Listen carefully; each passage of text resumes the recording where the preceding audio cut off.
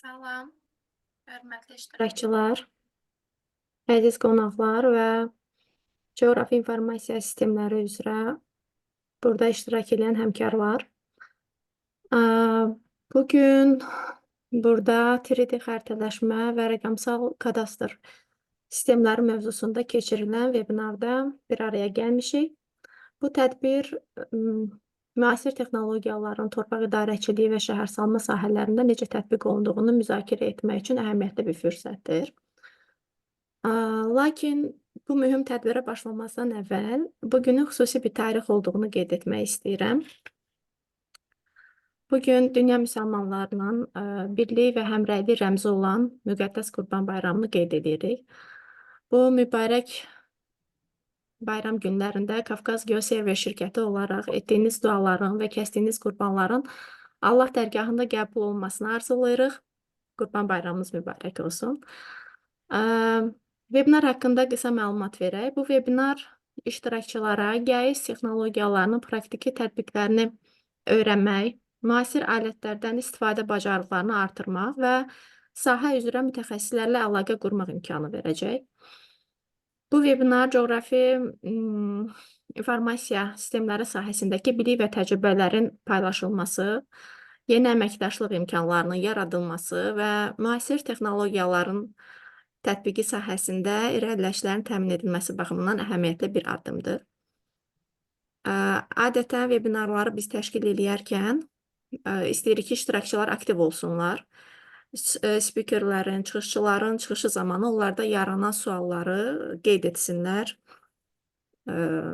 chat bölməsində və sonda spiker tərəfindən ən yaxşı sual sahibi seçiləcək, hədiyyə ilə mükafatlandırılacaq.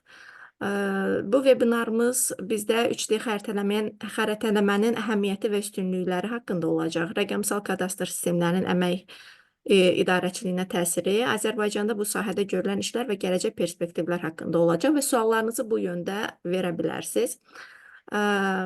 Spikerlər tərəfindən ən yaxşı sual sahibi seçilən iştirakçıya Almaniyada keçiriləcək xüsusi tədbirdə iştirak etmək imkanı təqdim olunacaq və bu tədbir 2 günlük tədbirdir. Bilet və yaşayış xərcləri tam olaraq qarşılanır. Bundan əlavə, Qafqaz Geoserver şirkətinin rəhbəri olan Rauf Amanov tərəfindən keçiriləcək ArcGIS Pro təlimlərinə ən yaxşı seçilən 3 sual qalibi 20%, 15% və 10% endirim şansı qazanacaq. Təqdimat zamanı yaranan sualları qeyd etməyi unutmayın.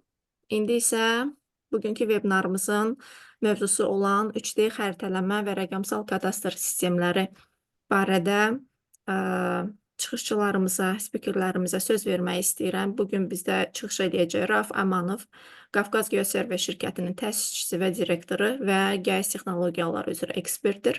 Eyni zamanda Elşən Musayev, EKM Global Consulting GmbH-nın icraçı direktorudur. Xoş gördük sizi, Rauf bəy. Söz sizdədir.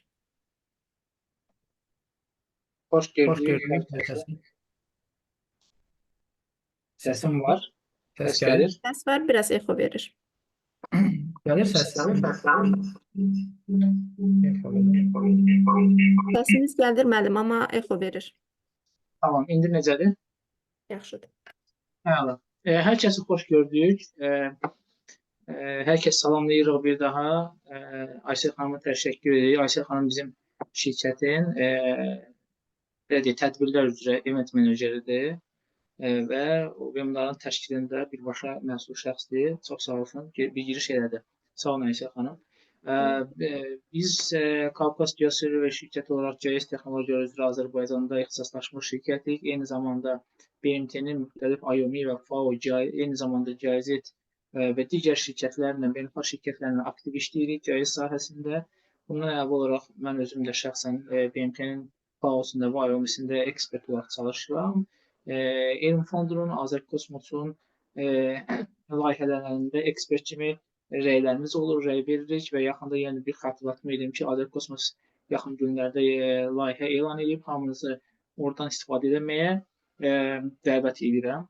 Bugünkü webinarımız isə biz indiyə qədər bir çox webinarlar keçirmişik, bir çox xaricdən qonaqlarımız olub və çox mükəmməl bir, belə deyək də, maarifləndirmə işini Azərbaycanda bu sahədə davam etdirmək istəyirik. Yəni bu da bizim biriyimizin bir zəkatı olsun deyirik. İnsanlar maariflənsin, yeni projelər, yeni layihələr çıxsın ortaya, bazar formalaşsın.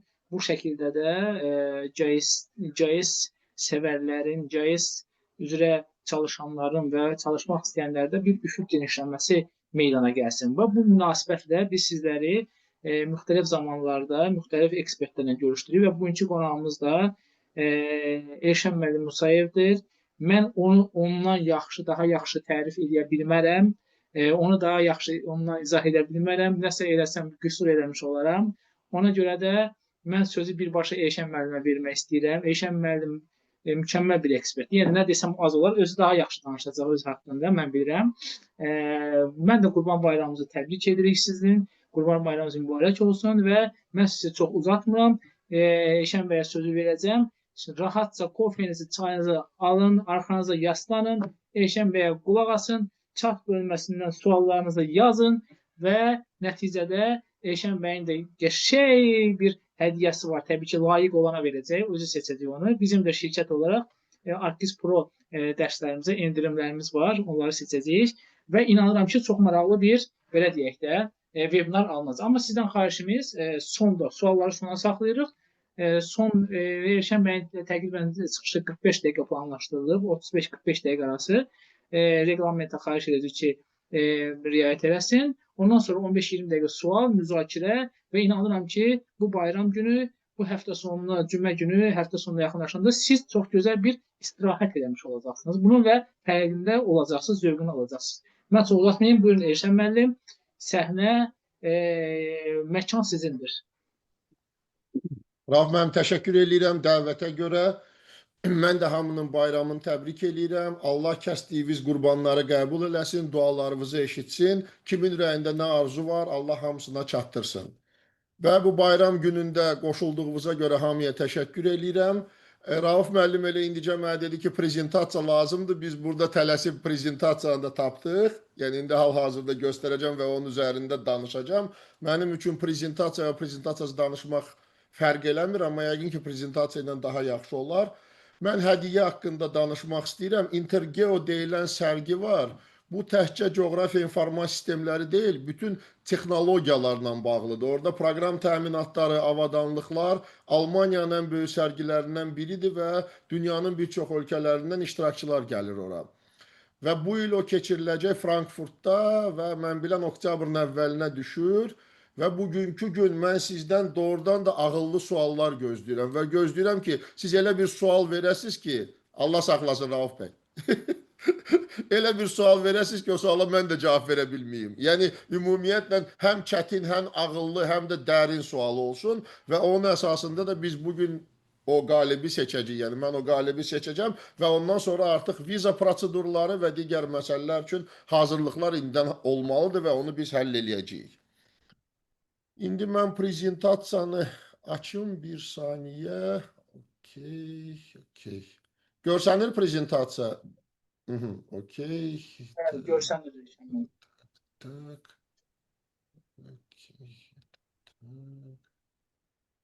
Так, а где пуск здесь?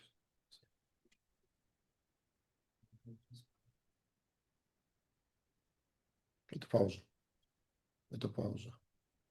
А у меня тоже пуск надо. В общем, okey. Okey, bizim şirkətin adı EKM Global Consulting GmbH şirkətidir. 2013-cü ildə təsis olunub. Almaniyada, hal-hazırda Baden-Baden şəhərində yerləşir. Mən özüm artıq 13-cü ildir ki, Almaniyada yaşayıram. Bizim şirkət ümumiyyətlə ağıllı şəhərlər, ağıllı həllər, coğrafiya informasiya sistemləri və bugünkü gün enerjinin qənaət olunması ilə bağlı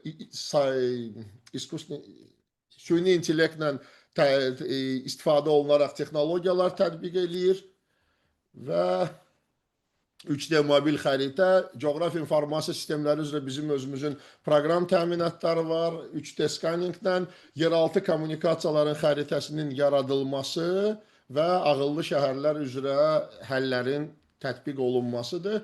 Və biz burada sizə indi göstərdiyimiz bu proqram təminatı bizim yəni özümüzün Azersky adında olan proqram təminatıdır. 3D xəritələmə sistemini çəkərkən onun içində lidar texnologiyaları var, nöqtə buludu və bundan başqa fotoqrametriya və bunların ikisinin bir yerdə koordinat sisteminə oturtularaq 3D vizualizasiyasının göstərilməsi, ölçüləmə sistemləri, layların yaradılması, yəni bütün bunlar hamısı bir sistemin içərisində baş verir. Yəni 3D xəritə sistemi haqqında mən sizə danışım ki, Azərbaycanda biz bu layihəyə pandemiya vaxtı başlamışıq. Mən Azərbaycanda idim həmin zaman və Azərişıqla bizdə müzakirələr gedirdi və yolların bağlanmasına düz bir həftə qalmış mənə layihə təklif elədilər ki, eləyə bilərsən və mən dedim hə və başa düşmürdüm nə baş verir. Yollar bağlandı, nə ekspertlər gələ bilirdi, nə texnologiyalar və biz birinci pilot layihəni həmin o pandemiyanın ən qızğın vaxtında elədik. Yəni 2020-ci ilin may ayında. Şirvan şəhərində çəkilişlər, təkcə ora getmək özü bir operasiya idi. Yəni hər 10 kilometrdən bir polislər saxlayırdı, yoxlayırdılar və bunun arxasıca, yəni bu sistemi düzəltdi, layların yaradılması başlanıldı. Çox çətin bir proses keçirdi, çünki Azərbaycanda bunu başa düşən adamlar çox az idi və biz əsasən onlayn üzərindən xarici ekspertləri cəlb edirdik ki, bu layların yaradılması, sonra bunların yəni xüsusi proqram təminatının üzərinə qoyulması və bunun arxasıca digər yeni avadanlıq Azərbaycana gətirildi və bu avadanlıq Pegasus sistemi idi, onun haqqında indi birazdan göstərəcəm sizə. Bizim özümüzün EKM Maps deyilən inventarlaşdırma və pasportlaşma sistemi var. GIS Collector deyirlər buna və bugünkü gün bizim bu GIS Collector, yəni EKM Maps-lə Azərişıq demək olar ki, öz infrastrukturunun mən bilən 10 ya 15%-ni artıq sistemin üzərinə qoyub. Yəni yaxınlaşdıqda foto, video və bütün datanın eyni zamanda yəni yığılması və bu data avtomatik olaraq coğrafi informasiya sistemləri olan bazaya inteqrasiya olunur. Yəni heç bir eksporta ehtiyac yoxdur. Yəni bugün bir çox qurumlarda WhatsApp üzərindən, location üzərindən göndərilir və mən bunun şahidi olmuşam son bir neçə il ərzində. Bunlar özləri yəni koordinatların sürüşməsinə gətirib çıxardır. SOS Application biz Azərbaycanda təklif eləmişdik. Yəni bu bizim o birisi prezentasiyadır. Ona görə biz nəyi təklif eləyirdik? SOS Application üzərindən götürəndə ki, istənilən insan hansısa problemləri gördükdə əsər Azərişıq üçün idi. Yəni həmin yerdən foto, video şəklini çəkib GIS Collector-la bunu birbaşa göndərsin. Bunun üzərində qalmayacaq biz daha çox. Yəni burada bir saniyə. Bu SOS Application-la bağlı olan işlərdir. Burada olan məsələ Hexagonun web saytında bizim haqqımızda Azərişıqda gördüyümüz işlə bağlı xüsusi məqalə çap olunmuşdu və bu məqalə o idi ki, 3D mobil xəritə sistemi ilə bağlı dünyada olan bir yenilik idi Azərbaycanda. Dünyada heç kim ancaq işıq sisteminin içində belə bir sistem yaratmır. Bu ümumiyyətlə bütün sistemləri birləşdirməlidir. Qaz, su, işıq və bütün bu məsələlərin hamısı. İndi əsas məsələ mən belə slaydın üzərində konsentrasiya eləmək istəyirəm ki, 3D mobil xəritə sisteminin digərlərindən fərqi nədir? Gəlin qayıdaq Sovet sisteminə ki, Pifagor sistemi var idi, kağız üzərində olurdu bunlar, sonra 2D xəritələrə keçildi və bugün çoxlu proqram təminatları var və mən bilirəm ki, Rauf müəllimin qurumu o treyninqlər, seminarlar təşkil eləyir, o ARGIS-lə bağlı əsri şirkətinin çox qəşəng həlləri var bugünkü gün dünya üçün. Bundan başqa open source-lar var coğrafi informasiya sistemində. Bu ekspertlərin yaradılması, hansı ki öyrənilmə məsələləri çox ciddi bir işdir. Amma mən bugünkü gün Azərbaycanda olan problemlərdən danışmaq istəyirəm. Yəni bugün menecerlər səviyyəsində bir çox dövlət qurumlarında insanlar coğrafi informasiya sistemindən çox uzaq adamlardır. Və bəzən işçilər hansılar ki orada işləyirlər, onlarla rəhbərlik arasında ciddi suallar yaranır. Çünki menecerin işi bilməyi çox vacib məsələdir. Bundan başqa mən tədrisə həmişə diqqət edən adam olmuşam və mənim tədris layihələrimdə var. Almanya'da da Azərbaycandan bir yığır şeylərində əslində 3D formatı 300. Azərbaycandan köçməmişdən qabaq mən hətta 6 nömrəli məktəbdə beynəlxalq bakalavriatın tətbiqini mən təşkil eləmişdim. Ona görə də mən ümumiyyətlə hesab edirəm ki, tədris birinci yerdə olmalıdır və ömür boyu tədris olmalıdır. Çünki insanlar öyrənmədən yeni texnologiyaların tətbiq olunması çox-çox çətinləşir. Və demək olar ki, hər 2-3 aydan bir yeniliklər çıxır. Süni intellekt bugün çox ciddi şəkildə texnologiyalara inteqrasiya olunur və coğrafiya informasiya sistemləri buradan qıraqda qalmır. Və ona görə də tədris şirkətləri ilə, vəbşə ümumiyyətlə treninqlərlə ciddi maraqlanmaq lazımdır. Əgər gələcəyi bu yolda görən insanlar, hesab edirəm ki, bugün bayram günündə axşam vaxtı burada yığışanlar coğrafiya informasiya sistemi sevənlərdir. Və hesab edirəm ki, sizin həyatınızın dəyişilməyi üçün tədris doğrudan da çox vacibdir. Və bugün inamsızlıq var bir çox insanda ki, onsuz da mən öyrəndim, öyrənmədim, vəzifəni qaldırmırlar, maaşı artırmırlar. Amma bir şey nəzərə almaq lazımdır. Gün gələcək ki, sizin kimi ekspertlərə ciddi ehtiyac olacaq. Çünki o çıxan problemlərin qarşısını həll eləmək lazım olacaq. 3D mobil xəritə sisteminin bugünkü gün Azərbaycanda tətbiqində yaranan problemləri mən sizə deyim. Birincisi, IT infrastrukturunun qurulması ilə bağlıdır. Yəni, mən burada bayaq göstərdiyim, burada maşın var. Məsəl üçün, bu maşın gedir, Azərişıqda istifadə olunur. Bu maşının bir günlük çəkilişi 200 gigabayt datanı gətirir. Bu hələ xam datadır. Və bunun sonra koordinat sisteminə oturtulandan sonra və eksport olunandan sonra proqram təminatına və üzərində laylar yaradılır. Və bütün bunlar demək olar ki, bir neçə kopya variantında serverdə qalmalıdır. Hə, bu eksport olunandan sonra GIS datasına 2D-yə haradakı laylar yaradılandan sonra orada üzərində işlənir. Hə, bu balacalaşır. Amma istənilən halda bu terabaytlar deməkdir. Yəni, faktiki olaraq bütün ölkənin çəkilməsi və yaxud da ərazinin çəkilməsi ciddi IT infrastrukturu tələb edir. İkinci sualı verim, ikinci məsələni deyim sizə. IT-nin içində coğrafiya informasiya sistemlərin bilən insanlar olmalıdır. Çox təəssüf ki, bir çox IT qurumlardır, yəni dövlət qurumlarının və yaxud digər qurumlarda IT infrastrukturunda olan insanların coğrafiya informasiya sistemindən başı çıxmır. Və bu halda ciddi suallar yaranır. Həmin sualların həlli də qalır. Məsəl üçün, yəni ki, sual verir ki, mənim nəyimə lazımdır, bu nöqtə buludu olsun və yaxud da fotoqrametriya olsun, bugün ölçüləmə sistemi və o bugün olan imkanlar hansı ki, dünyada bu istifadə olunur, Azərbaycanda bir çox hallarda bu istifadə olunmur. Lisenziyasız proqramların tətbiqi bugün ciddi problemlərdən biridir və mən hesab edirəm ki, bunun da özünün bir çox problemləri var, hansı ki, bugün birbaşa görsənmir. Amma gələcəkdə bu da problemlərə çıxacaq. Əsas konsentrasiyanı yönəltmək istəyirəm. Burada olan insanların buradan gəlir götürməyi və gələcəkdə özləri üçün bunu düzgün istifadə eləməyi. Mən nəyə görə bu hədiyyəni də bugün, yəni kim qalib olacaq ona getməyə görə Almaniya gibi. Burada təkcə Almaniya gedib gəzməkdən söhbət getmir. Yəni orada gedib görmək lazımdır yerində ki, dünyada nə baş verir? Bugün nədən söhbət gedir? Bugün məsəl üçün biz xaricdə olanda ekspertlərlə bir yerdə future extraction avtomatik olaraq obyektlərin identifikasiya olunması və layların yaradılması. Bu ən ciddi problemdir. Çünki ciddi böyük dataların içində bunun olunması problemdir. Biz məsəl üçün Azərişıq infrastrukturunda bunu eləməyə çalışanda dirəklər var. Bu dirəyin bəlisi alüminiumdur, bəlisi var dəmir, eləsi var taxta ilə dəmirin qarışığıdır. Bunları tanıtmaq və bunu sistemin, bunu avtomatik identifikasiya eləmək istədik, çox ciddi suallarla rastlaşdıq. Yəni, eləmək çox çətin idi.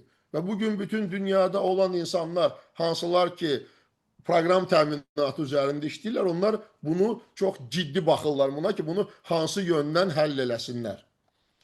İndi gələcəm 3D kadastr sisteminə. Biz keçən il 3D kadastr üzrə bizim partnyorlarla bir yerdə layihə icra elədik. Mən orada ekspert kimi çıxış eləyirdim. 3D kadastr sisteminə nə cür keçmək olar?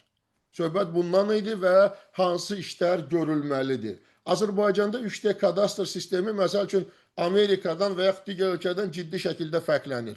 Amerikada məsəl üçün insanın evi varsa, həmin evin torpağın əgər mülkiyyəti varsa, altı və üstü həmin adamındır. Azərbaycanda göy, səma hamısı, yəni yerüstü hamısı hökumətindir. Bu, yəni ev ola bilər, yəni insanın, amma torpağın altında olanlar o da dövlətindir.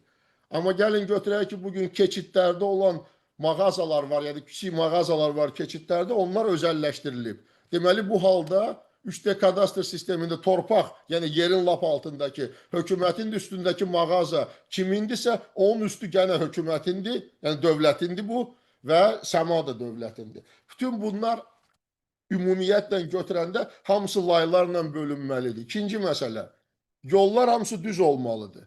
Yəni götürürük də. Amma bir çox insanlar hasarlarını çıxardırlar və insanların yolunu kəsir və sistem dəyişir. Və buna göydən baxılışla görsənir ki, ümumiyyətlə və bu qanun pozuntularına nə cür regulirovka eləmək olar ki, bu qanun pozuntularının qarşısı alınsın.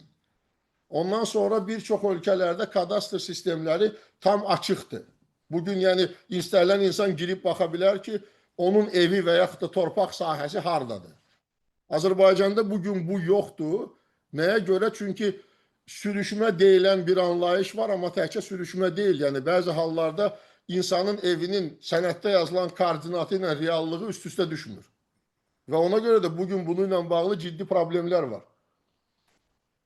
Və 3D kadastra keçid. Yəni təkcə peykdən olan çəkilişlər deyil. Bundan başqa airborne sensorlarla, dəqiq GSD koordinatlarla, yəni dataların çıxardılması, sensor monitoringlərin olunması və bütün bunların süni intellektlə emal olunaraq düzgün formaya salınmasına ehtiyac var. Yəni bunun həm insanlara xeyri var, həm dövlətə xeyri var. Bu bütün sualların həll olunması üçün çox yaxşı bir həllərdir. Mən məsəl üçün bir ay bundan qabaq Stuttgartda fotoqrametriya həftəsində iştirak edirdim. Orada Hannover şəhəri, səhv eləmirəmsə, onların kadastr idarəsi sensor monitoringi göstərməyə başlamışdı ki, sensor monitoringdə biz baxırıq ki, hansı ev yeni tikilməyə başlayan kimi biz görürük ki, bu bizim kadastr sistemində yoxdur və avtomatik olaraq o sistemin özünə inteqrasiya olunur. Sizə indi biraz da yəni süni intellektdən danışmaq istəyirəm. Vaxt məsəl üçün azdır, ona görə də bir temadan o birisinə keçirəm. Məsəl üçün həmin o fotoqrametriya həftəsində bir çox şirkətlər çıxış eləyib süni intellektdən danışırdılar və 3D sistemlərində, 3D xəritələmədə, kadastrda süni intellektin istifadə olunması. Mənim yanımda bir professor oturmuşdu, biz tanışıq o ilə, Uwe Bacher. Və prezentasiya baxa-baxa öz işlədiyi şirkəti. Mənim qulağıma deyir ki, Elşən, bax, yalan danışır. Deyirəm, Uwe, niyə? Deyir, bu deyir ki, süni intellekt 80% işi görür və 20% insan eləməlidir. Deyir, indi təsəvvür elə ki, o 20% insan təzdən o 80% işi yoxlamalıdır. Çünki o 80%-in düz olub olmadığında suallar var. Və deməli biz bugün hətta deyəndə ki, süni intellekt və yaxud da ki, yəni bu digər texnologiyalar, bu hansı süni intellektdən biz danışırıq? Coğrafiya informasiya sistemindən danışanda insan deyir ki, mən argisi bilirəm. İndi yəni məsəl üçün Rauf müəllim daha dəqiq deyəcək. Argisi bilən adamların bir çoxu hansısa balaca bir proqramın içində hissəni bilir. Buna deyəndə ki, burada digər layı yaratmaq lazımdır. Bu adam baxır adamın üzünə. Biz neçə dəfə xaricdən ekspertlər gətirmişik ki, burada nə var ki, sən əgər argisi bilirsənsə, heç bir sual yoxdur. Bu sistemdə bunu eləmək olar. Amma demək olar ki, argisi bilirəm, yox. Argisin içində filan proqramın tərkibində mən bu hissə ilə məşğul olmuşam.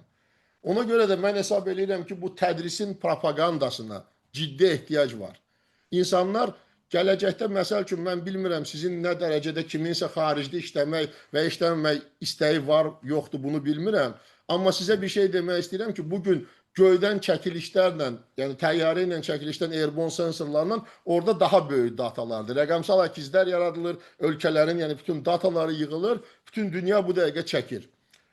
Və bir çox ölkələrin içində işçi qüvvəsi baha olduğuna görə onlar onu post-prosesing eləyə bilmirlər. Və bugün Hindistan ən ciddi rəqabət aparır bütün ölkələrlə kimin datası çölə çıxarıla bilirsə, onlar götürüb ona emal eləyirlər. Və mən neçə dəfə demişəm, dövlət qurumları ilə də danışanda, müəyyən insanlarla da ki, əgər kimsə belə bir qurum yaratsa və insanları başına yıxsa, təsəvvür eləyin ki, neçə növbə işləməli işlər var. Yəni, həmin o dataları götürüb Yəni emal eləmək olar, koordinat sisteminə oturmaq, ondan sonra layların yaradılması. Yəni bazarda bugün ciddi işlər var. Məsəl üçün Özbəkistanı götürəndə onlar DMC-3 avadanlığını alıblar, sensor avadanlığı, dayanmadan çəkilişlərin olunması. Bunlar kadastr sistemi üçündür. Və mən bilirəm ki, hətta Azərbaycandan bir-iki dəfə onlara müraciət elədilər ki, buranı çəkməyə, onların vaxtı yoxdur, onlar hər gün çəkirlər. Və o dataların emal olunması ilə onların ideal kadastr sistemi yaradılıb bugünkü gün. Mən hətta deyirdim ki, Azərbaycan burada digər ölkələrə rəqabətdən başqa biz outsource, yəni xaricdə servislər vermə iqtidarındayıq və bunun üçün əgər Rauf müəllim və yaxud da digər insanlar həmin o 3D proqramları ilə treninqlər verməyə başlasalar və o proqramlara insanların cəlb olunması və mən hesab edirəm ki, bugün Azərbaycanda həmin ölkələrdə tenderlər keçilir. Tenderə girmək olar, müəyyən informasiyaları götürmək olar və hətta xaricdə gedib müəyyən zaman həm işləmək olar, həm təcrübə keçmək olar. Və mənim düşüncəmcə əgər gələcəkdə istək olsa, çünki mən görürəm Rauf müəllim çox aktivdir, bunun içərisində bir qrupun içində xaricdə işlə bağlı əgər informasiya maraqlıdırsa, bizim partnyorlar Avropanın bir çox ölkələrindədir. Mən məsəl üçün Diamond Aircraft Hexagon şirkətinin Azərbaycan üzrə özüm şəxsi təmsilçiyəm. Hexagon Airborne sensorlarla bağlı Diamond Aircraft təyyarələr, yəni burada ciddi şəkildə müəyyən layihələrdə işçilərə ehtiyac olur. Yəni bu halda biz dediyim odur ki, sizin qrupun içindən insanların hətta xaricə getmə imkanlarını da yaratmaq mümkündür. Mənim ümumiyyətlə fikrim odur ki, insan həyatda bir dəfə yaşayır və həyatın maksimum mənalı olmağına çalışmalıyıq və heç bir gün təkrar olunmur. Slaytları görün, burada nə slayt qaldı? Okey, bu bizim ekspertlərdir. Yəni ümumiyyətlə mən bunu dayandıracağam və mən fikirləşirəm ki, olar ki, mən çıxışımı burada dayandırım və sualları təkcə yazı ilə yox, mən qalibi şəxsən görmək istəyərdim ki, sualı birbaşa versin buradan, əgər Rauf müəllim etiraz eləmirsə. Təşəkkür Elşən müəllim. Biz demək interaktiv hissəyə keçirik artıq. Elşən müəllim çox belə deyək də dəyərli və bilikli insandır. Təkcə mən onu bilirəm ki, GIS sahəsindədir. Eyni zamanda biznes konsultant kimi də bizneslərin idarə olunması və bu kimi beynəlxalq təcrübəyə malik ekspertdir və YouTube kanalı var və burada ciddi şəkildə insanları maarifləndirir və daha nələr var biz daha yaxından tanış olandan sonra biləcəyik. Hələ ki, icebergin üzdə görünən tərəfidir. Yəni görünməyən tərəfi də daha böyükdür, inanıram. Çox düzgün vurğuladınız, yəni Elşən müəllim. Həqiqətən artıq bugünkü gündə hər bir şəxsin özünün ciddi şəkildə GIS sahəsindən başqa digər kompetensiyalarını da belə deyək də inkişaf etdirməlidir. Bu hansıdır? Məsələn, tutaq ki, mən TANAP layihəsində işləmişəm. Azərbaycan sektorunun xəritələşdirməsində GIS ilk beynəlxalq təcrübəm oradan olub. Azərbaycan xəritəsində ilk işini görmüşəm. Orada məsələn, sən nə qədər GIS-i bilsən, nə qədər proqramı bilsən, amma sənin dil qabiliyyətin, komanda ilə işləmək qabiliyyətin, analitik düşüncən, critical thinking qabiliyyətlərin olmasa və ünsiyyət bacarıqların çox aşağı dərəcədə olsa, özünüz bilirsiniz, xaricilər bu şeylərə diqqətlə, xarici ölkələrə diqqətlə, yəni belə deyirlər, nəzər yetirirlər və bunu dəyərləndirirlər ki, komandada qaraqaş, qaraqabaq, motivasiyanı aşağı salacaq, insanları geriyə çəkəcək komanda üzvü seçmir. Hər zamanda məsələn self şeylərdə görürəm, məsələn də layihələrin belə deyək də əsas tələb olunmasını self motivated, yəni özündən motivasiyalı insanlar axtarırlar. Yəni bu həm biz GIS biliklərimizi möhkəmləndirməliyik. Eyni zamanda soft skillsimiz də, yəni bunları da yumşaq bacarıqları da inkişaf etdirməliyik. Təbii ki, bu iki şəkilli, iki tərəfli olacaq. Ona görə də əlbəttə bunun yanında biz eyni zamanda təlimlərimizdə insanlara belə deyək də biz iştirakçılara motivasiyada mentorluq edirik. Yəni bu istər təkcə proqram keçmirik orada. Yəni Artist Pro biz açıq orada təkcə onu keçmirik. Biz deyirik ki, məsələn Siz bunu hansı halda, hansı komandada bu tool'u necə istifadə edə bilərsiniz və bundan necə bir fayda qazana bilərsiniz və ya hansı sahələrdə bu kimi brainstorm edib, beyin fırtınası edib, oradan belə də üfüqləri genişləndirir. Mən həmişə deyirəm, GIS-in fəlsəfəsini çatdırmağa çalışırıq. Yəni sizin getdiyiniz bu yolu çox bəyənirəm həqiqətən. Yəni həm biznes koçluq, həm konsultant, həm GIS tərəfi, bunlar sizə dəyər qatan məsələlərdir. İnsana ümumiyyətlə dəyər qatan məsələlərdir.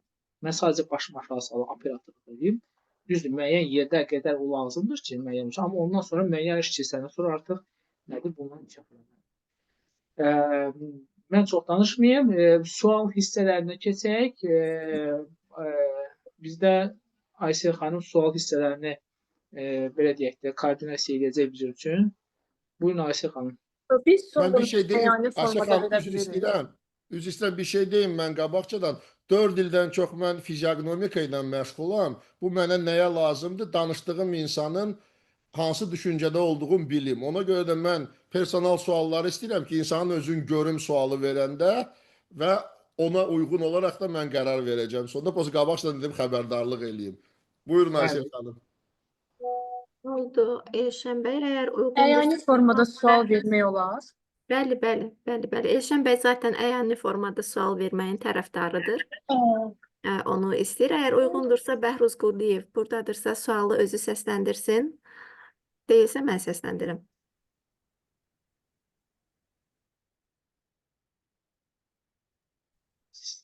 Gedişirik, siz səsləndirin.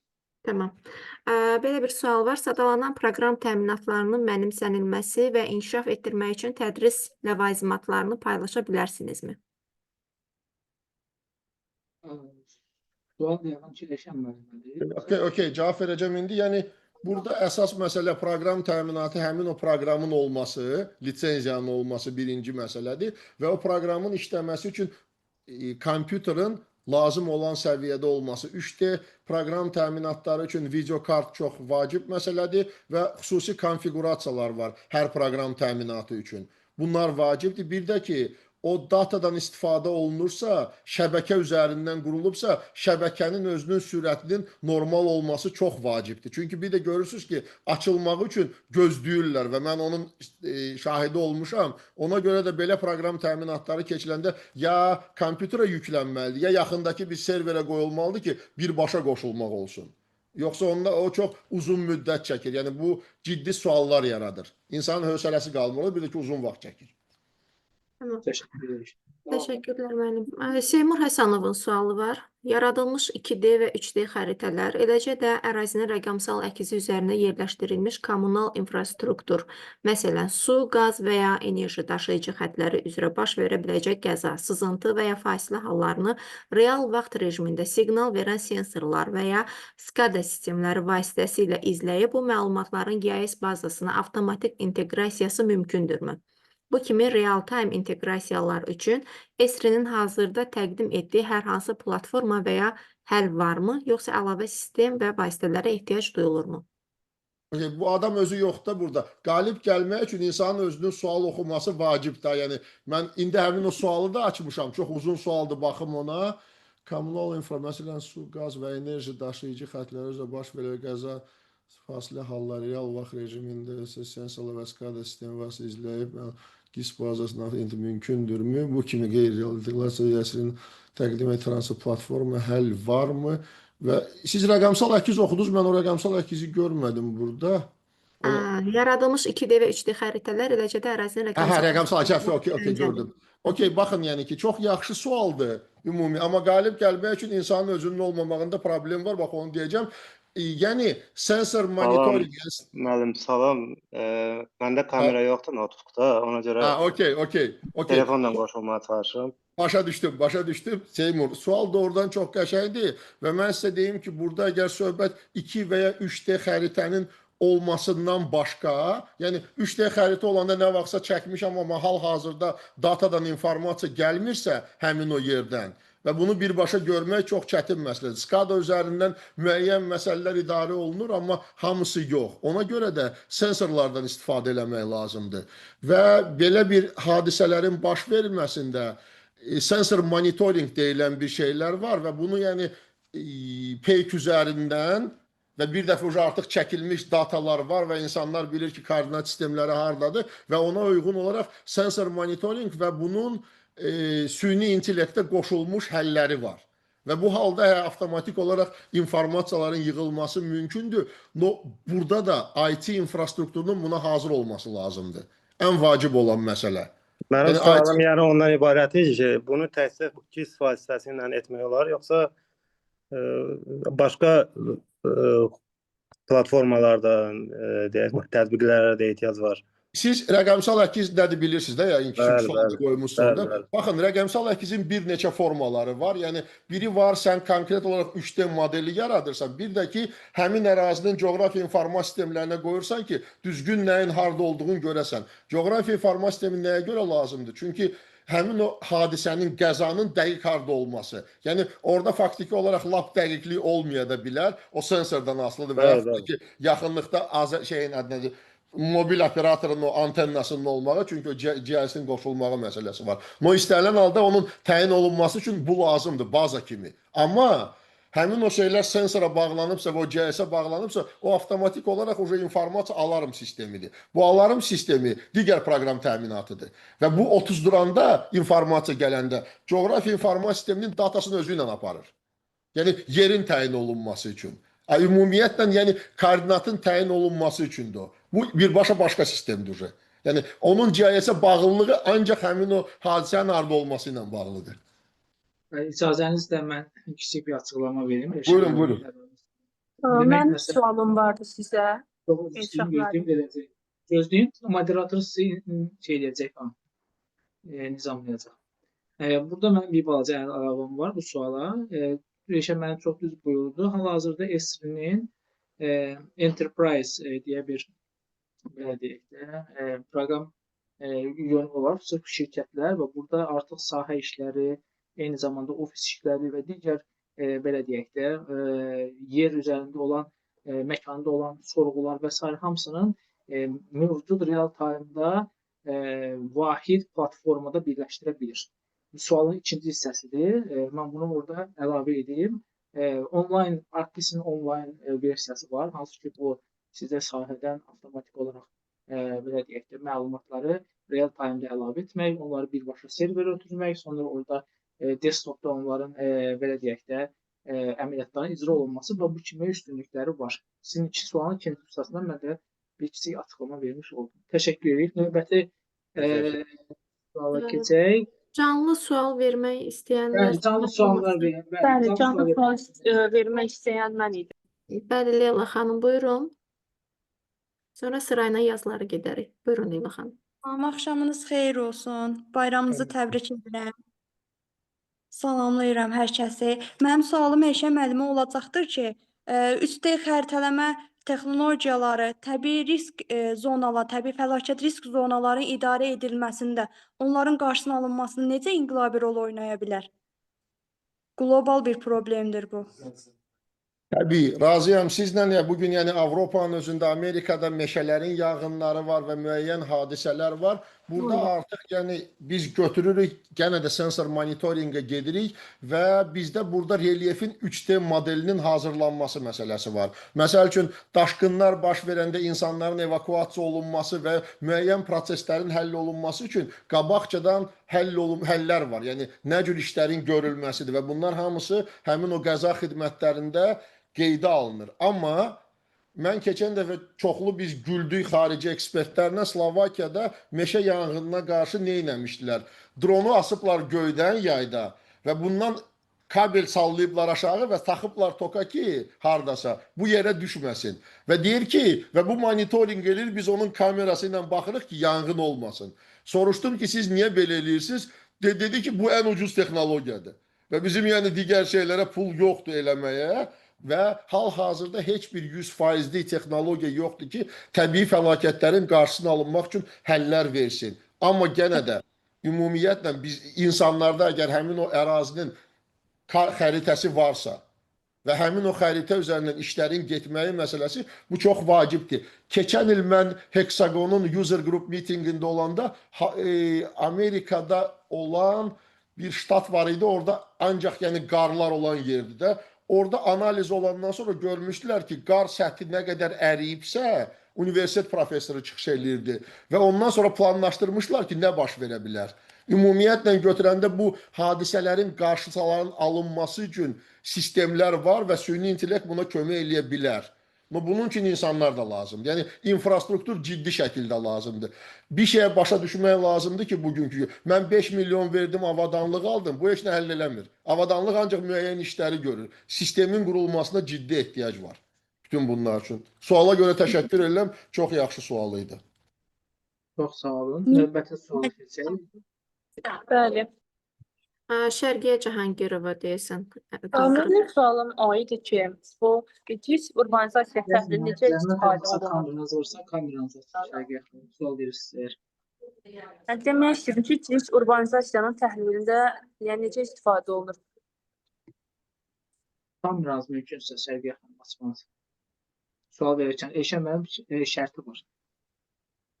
GIS-in mən təsirini demək istəyirəm ki, urbanizasiyanın təhlilində necə təsir göstərir GIS? İnsanların yer dəyişməsinin və yaxud da hardasa yığışmasına deyirsiniz urbanizasiya, yəni söhbət bundan gedir. Bəli, ondan gedir.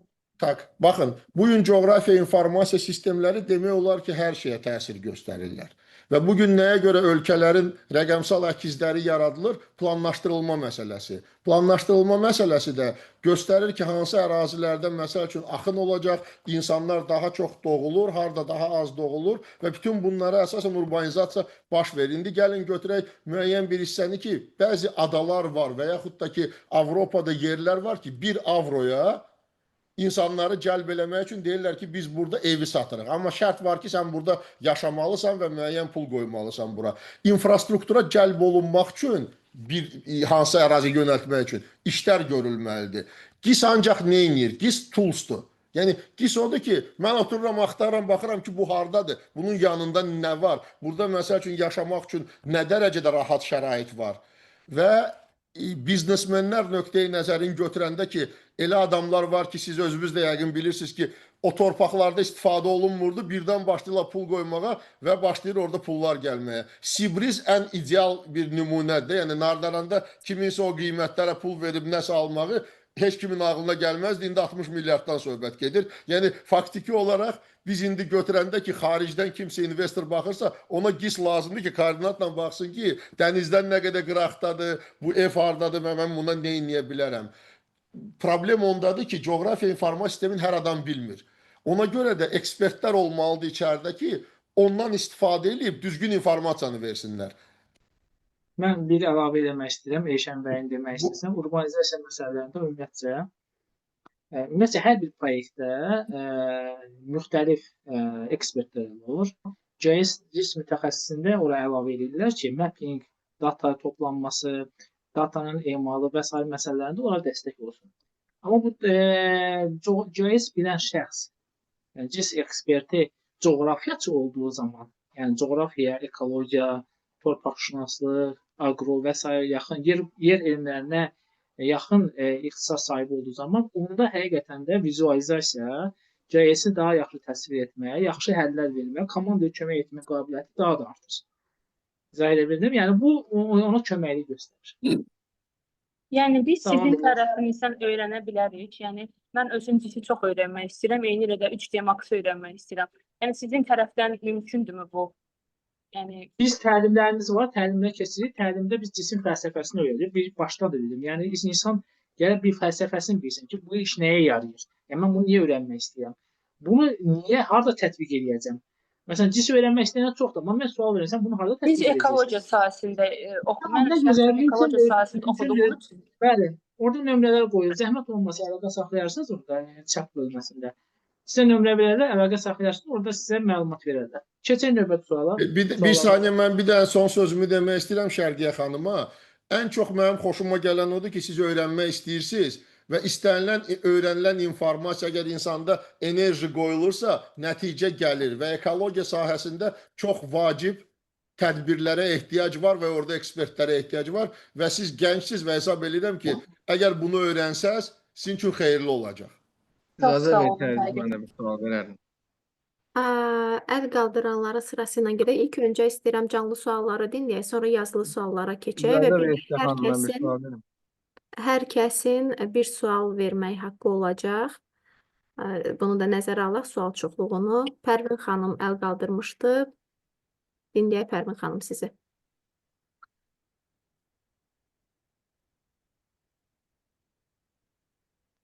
Yalnız burada yoxdur. Keçək növbətiyə. Pərvin xanım səsi açdı, amma səs gəlmir. Tamam, Xaliq bəyə keçək o zaman. Pərvin xanım, Axşamınız xeyir olsun. buyurun. Salam, hər vaxtınız xeyir olsun. Hər birinizi bayramınızı təbrik eləyirəm. Əslində suallarım çoxdur. Öncəliklə üzr istəyirəm, görüntünü aça bilmirəm, müsait deyiləm.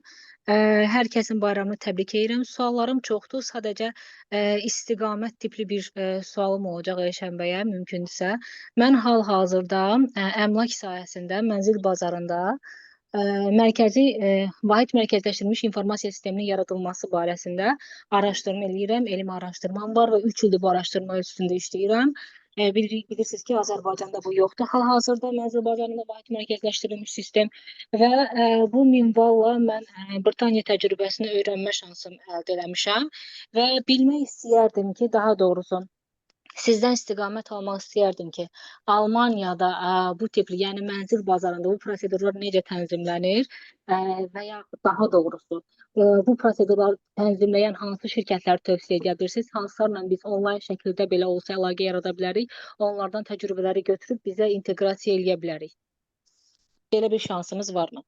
Sizə bir sual verim mən. Siz bunu yəni research-ı kiminsə sifarişi ilə eləyirsiniz ya özünüz üçün eləyirsiniz?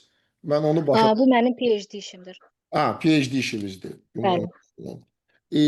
Gəlin mən sizə deyim ki, ümumiyyətlə Avropanın özü çox konservativ bir kadastr və ümumi yəni ki, bu torpaq sistemlərinə, bu daşınmaz əmlaka malikdir və bugün Almaniyanı nümunə kimi götürməyi mən ümumiyyətlə məsləhət görməzdim.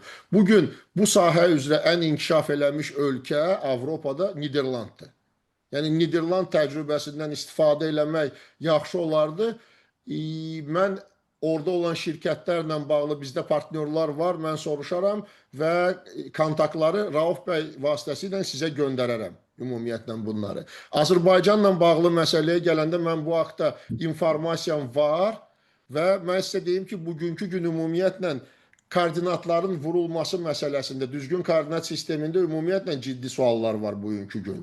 Bəzi evlərin özlərinin, yəni koordinatları Azərişıqda bir yazılıb, Azərqazda bir, Azərsuda başqa. Və bütün bunların hamısı gənə də texnologiyalardan düzgün istifadə eləməyin suallarına gətirir, çıxardır.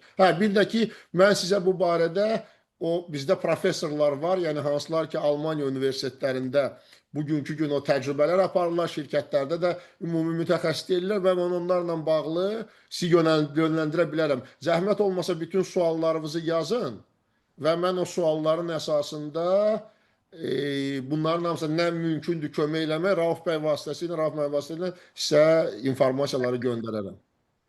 Çox təşəkkür edirəm, minnətdaram.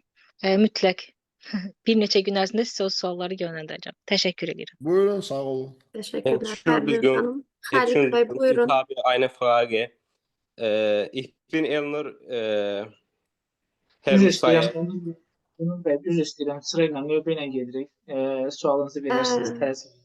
Yaxşı, növbə ilə gedirik. Bəli, zəhmət olmasa biraz səbirli olaq. Xaliq bəy, buyurun zəhmət olmasa. Axşamınız xeyir olsun. Hər bir təşkilatçıları da, iştirakçıları da öz adından salamlayıram. Bayramınızı təbrik edirəm. Mənim sualım ondan ibarətdir ki, 3D xəritələrin hazırlanmasında data collection işləri, yəni məlumatların toplanması əsas məsələdir və Azərbaycanda və Avropada olan bu sahədə olan hansı qanunverici mexanizmlərdən, tənzimləmələrdən istifadə olunur və bu GIS standartları arasında nə cür yerləşdirilir? Təşəkkür edirəm suala görə. Siz hansı sahədə işləyirsiniz? Yəni Mən özüm cismi təxəssüsü işləyirəm. Okey. Təşəkkür edirəm. Baxın, yəni biz axırıncı dəfə analiz aparanda əmlak o 3D kadastr sistemi ilə bağlı bizim ekspertlər sual verdi ki, siz o GNSS antennalarla datanı yığanda siz Z-i görürsüz. Bəziləri dedilər görmürük, sonra dedilər görürük və axırda belə çıxdı ki, o datalar var amma silinir. Yəni ümumiyyətlə 3D data vizualizasiya başqa şeydir və o antennalar Z koordinatını vururlar və sürüşməni göstərirlər. Ümumiyyətlə götürəndə. Qanunvericilik nöqtəsində biz həmin o qanun yaxşı sualdır. Bizə də o şərt qoyulmuşdu ki, bunu analiz eləyin.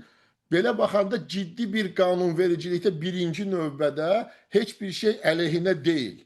Amma götürsək ki, sabah gələcəkdə burada daha digər məsələlər çıxa bilər. Həmin o suallar gələcəkdə ümumiyyətlə qanunvericiliyin təkmilləşdirilməsinə aparıb çıxardılmalıdır. Çünki data collection götürəndə, yəni götürək ki, Google-ı götürürəm ki, onlar hamısı base maplər hansı ki götürür. Avropada hər il çəkirlər.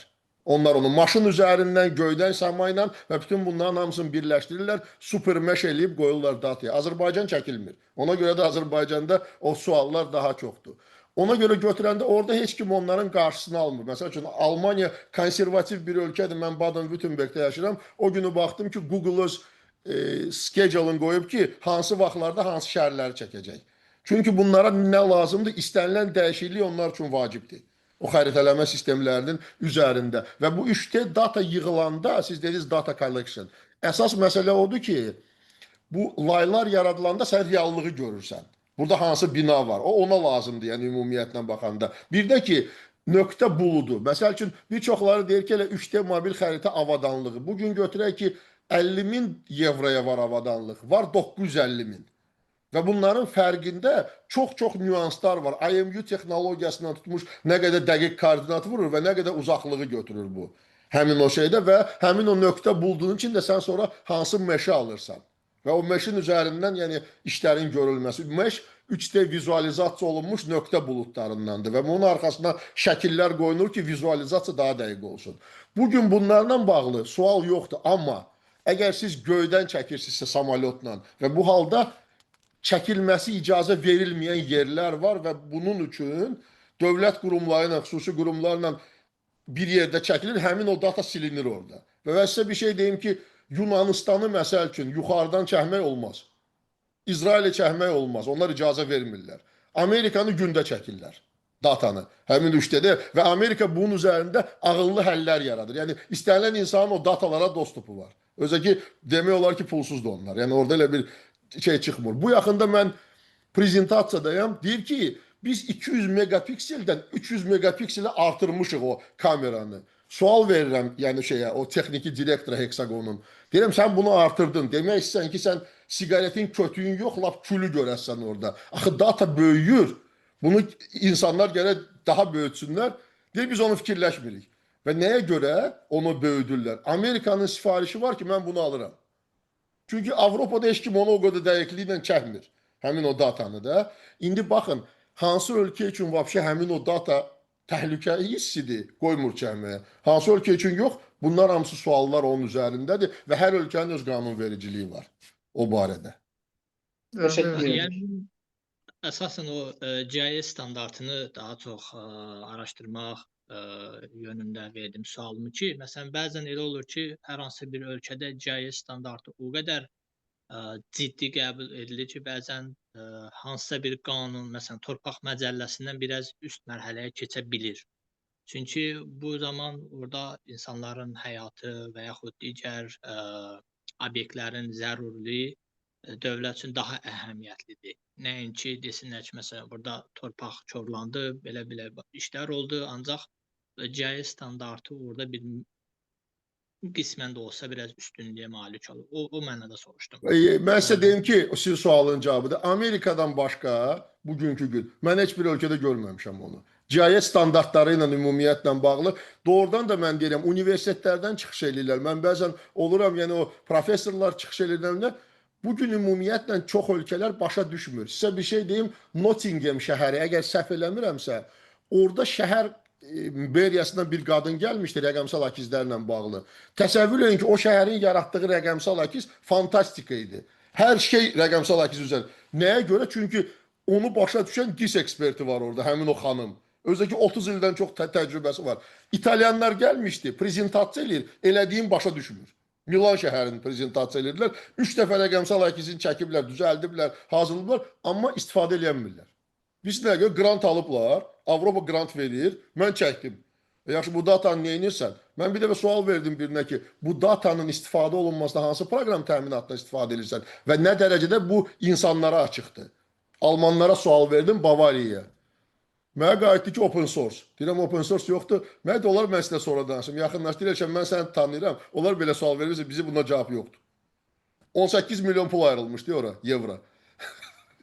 Bəli, mən onu nə mənada dedim, təbii ki, mən də Amerika Birləşmiş Ştatları müstəvisindən sualımı verdim və biraz açıqlama istədim. Bir yaxınlarda da biz bir layihədə işlədik, Florida ştatında, şəhərdə, St. Marks şəhərində su hidrantları var ki, o yanğın söndürənlər üçün bu fövqəladə emergency management işlərində onlar 100% lazımdır. Nəsə bir su hidrantı gedib bir kəsin, belə deyək də, özəl torpağına gedib, mülkiyyət sahibi biraz dava edirdi ki, yox, bura gələ bilməzsiniz, bura keçə bilməzsiniz. Onlar dedilər ki, xeyr, bizdə easement deyilən bir şərt var. Yəni, siz dediniz kimi torpağın altı da, üstü də hökumətə məxsusdur. Onlar dedi, bəli, yəni siz yox, sizdən başqa, sizdən əvvəl də bura sahib olan adamların torpaq qanununa görə bu hüququ olsa da bizim GIS standartlarımızda, bir də bu emergency management işlərində bu hidranta texniki qulluq göstərməyə görə bizim haqqımız, hüququmuz var ki, sənin mülkiyyətinə keçək. Bəli, bəli. Çox yaxşı sual idi. Bu ancaq yəqin ki, Amerikadadır. Mən inanmıram ki, Avropada belə bir şey var. Xaliq bəy, təşəkkür. Xaliq bəy bizim Artist Pro təliminin iştirakçısıdır və ondan sonra Amerikada magistr qazandı, getdi və hal-hazırda orada oxuyur və işləyir. Super. Bitirib yəni magistratranı. Çox yaxşı xatirələr var. Hətta bir də bizim webinara qoşmuşdu. Qoşulmuşdu da Xaliq bəy bizim webinara, yoxsa yox? Və o təcrübələrini bölüşmüşdü bizlə. Təşəkkür edirik Xaliq bəy, çox sağ olun. İcazə verirsiniz. Növbəti suala keçək. Burada əl qaldıranlar var. Yavaş-yavaş gəlirik ona. Zəhmət olursa əl qaldırma işarəsi var ki, sıra növbəsini gözləyək.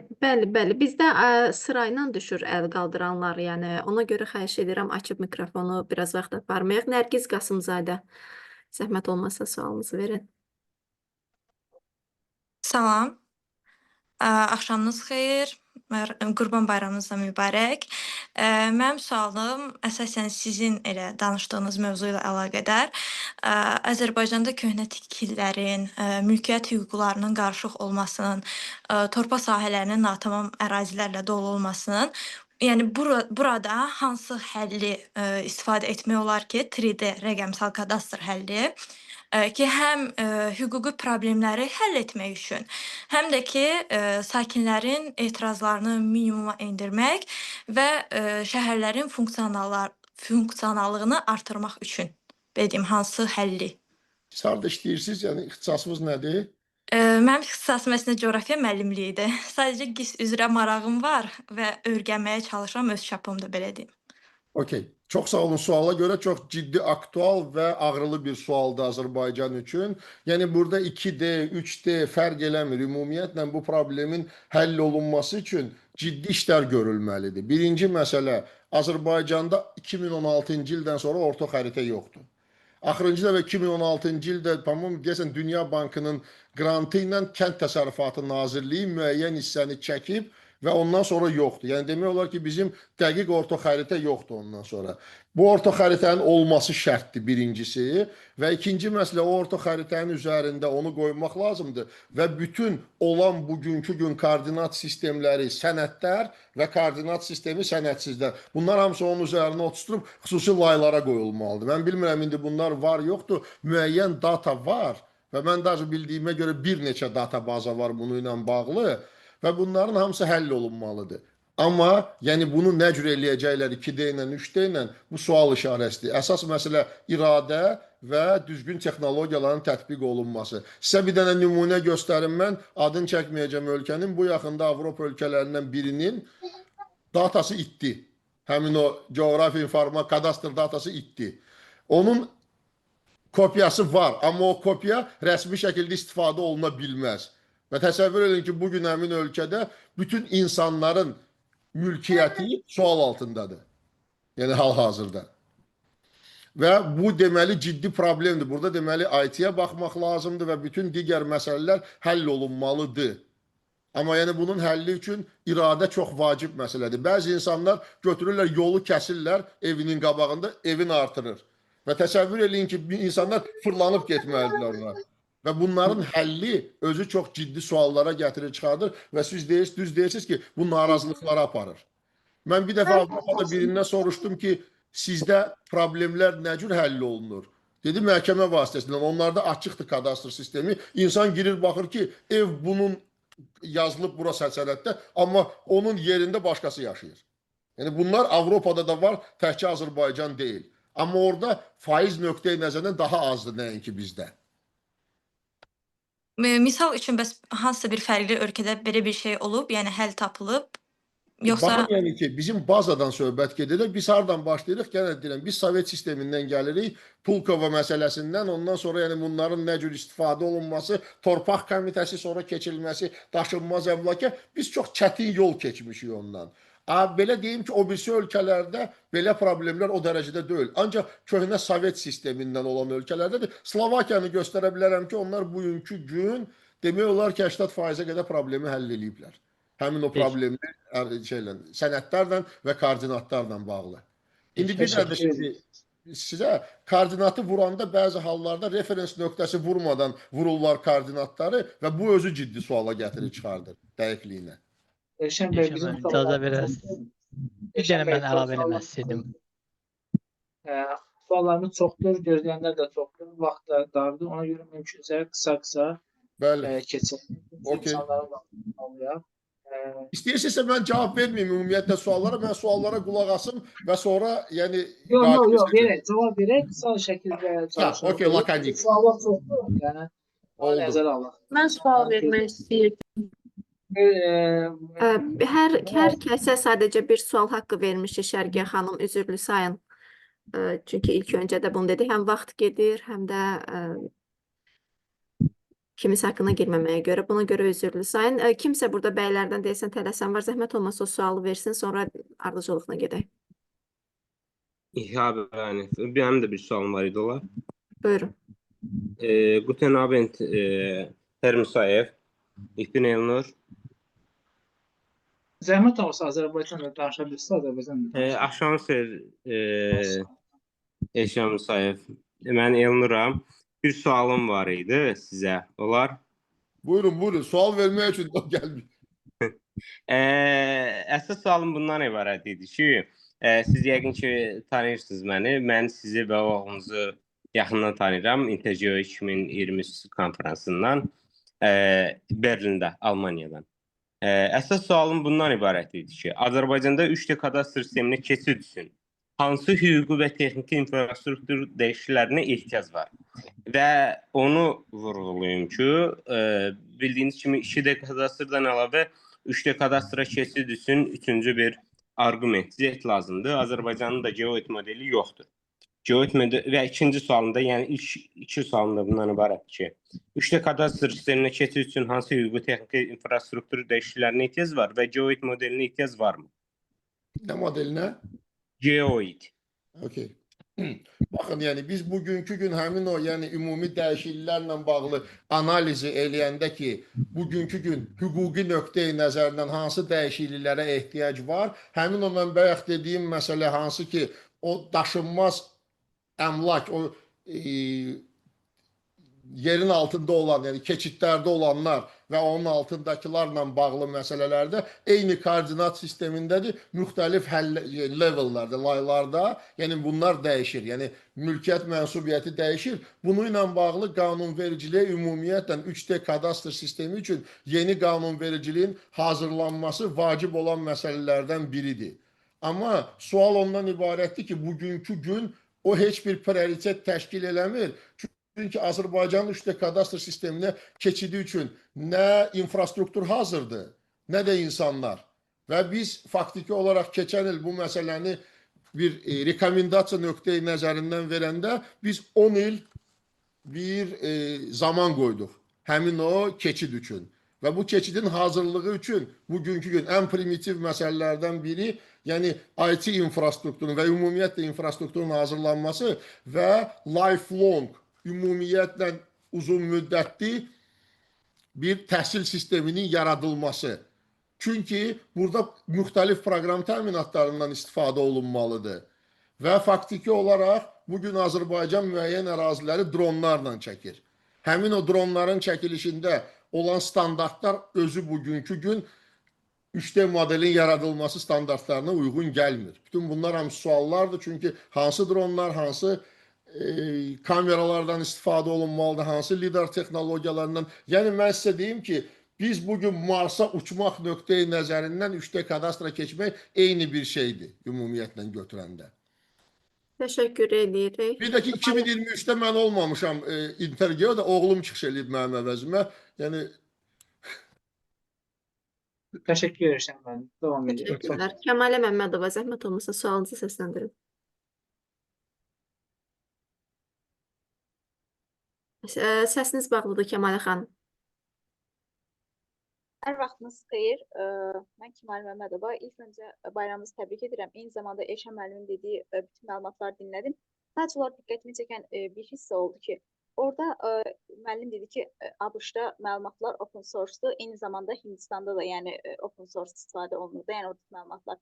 Mən bilmək istəyirəm ki, onda ümumiyyətlə 3D kadar bu sistemdə, yəni əgər məlumatlar open source olsa həm Azərbaycanda, həm də digər ölkələrdə istifadə olunursa, vətəndaşların burada məxfiliyin qorunması nə dərəcə nəzərə alınır? Yəni ümumiyyətlə burada məxfiliyin, yəni onların öz ərazi planları vardı. Yəni məxfiliyin qorunması ümumiyyətlə necə təmin olunur bu ölkələrdə?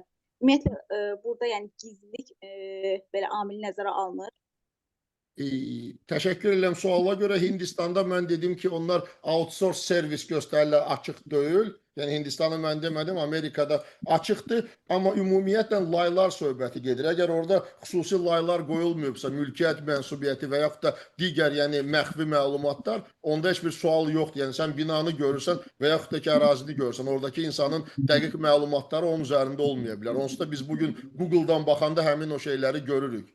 Və bu dataların açıqlığı daha dəqiq data və bu əsasən lazımdır ağıllı həllər və yaxud da xüsusi servis yaradan şirkətlər üçün, kim ki GIS ekspertləridir. Digər insanlara lazım deyil. Onsuz da Google-un özünün dahi pullu xəritələri var, hansılarda ki, həmin o sistemlər yəni peykdən çəkilmiş şəkildə var ümumiyyətcə.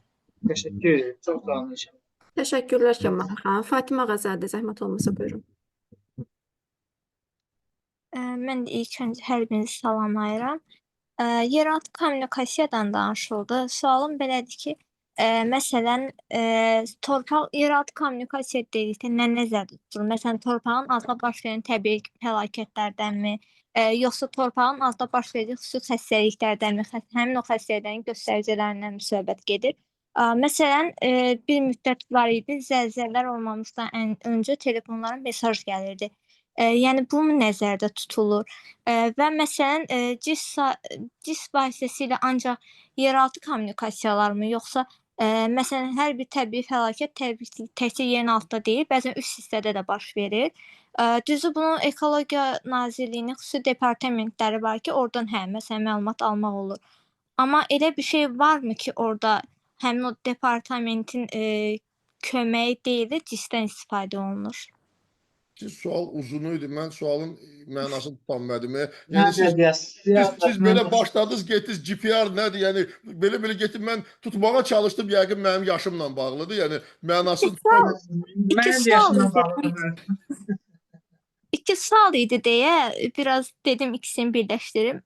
Gəlin baxın. Gəlin mən sizə cavab verim başa düşdüyüm kimi. Ground Penetrating Radar sistemi var, yəni GPR. Bu yerin altında olan kommunikasiya, su, qaz, elektrik və yaxud da necə hansısa kommunikasiyalar varsa, Bütün bunlar hamısı onun dəqiq koordinat sistemi ilə tapılması. Çünki periodik olaraq yollar qazılır, bir də görürsən elektrik xəttin kəsirlər, neynirlər, işıqlar o, yəni bu həmin o xəritələrin olmamasıdır. Və bugün bir çox ərazilərdə həmin o xəritələr yoxdur. Yeni tikilən binalarda var, su hardan gəlir. Köhnə binalarda, köhnə ərazilərdə yoxdur o xəritələr və bunlar çox vacibdir. Və bu 3D kadastr üçün də vacibdir ki, yerin altında hansı kommunikasiyalar var.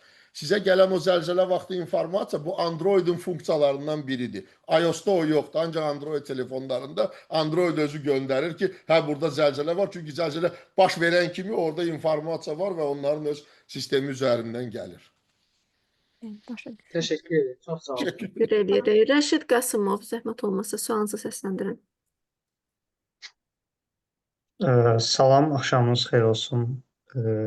Mənim sualım əslində kənd təsərrüfatı ilə bağlıdır biraz. Deməli, bugünkü gündə biz bilirik ki, kənd təsərrüfatında ümumiyyətlə deqradasiya problemi ən mühüm problemlərdən sayılır və mən bilmək istəyərdim ki, coğrafi informasiya sistemləri vasitəsilə bu deqradasiya prosesinin öncədən aşkarlanması və onun qarşısının alınmasına dair xaricdə hər hansısa bir müəyyən tədbirlər sistemi görülürmü və Azərbaycanda o cümlədən belə bir şeylər gözlənilirmi? Yəni mənim ağlıma gələn əslində pek vasitəsilə fotoqrametriya və bunun necəsə AI ilə əlaqələndirilməsi və gündəlik və yaxud da aylıq necəsə alarm tipli mesajlar vermək və həmin deqradasiya prosesini necə deyim, səbəblərini öncədən aydınlaşdırmaq, yəni bu tip məlumat almaq istəyərdim. Ümumiyyətlə belə bir təcrübə varmı xaricdə və ümumiyyətlə bəlkə mənim ağlıma gələn deyil də başqa tipdə tədbirlər sistemi var Biz və torpaq Azərbaycanda dediyiniz nə dediniz? Yəni torpağın nə degradasiyası? torpaq deqradasiyası. Bəli. Sonra.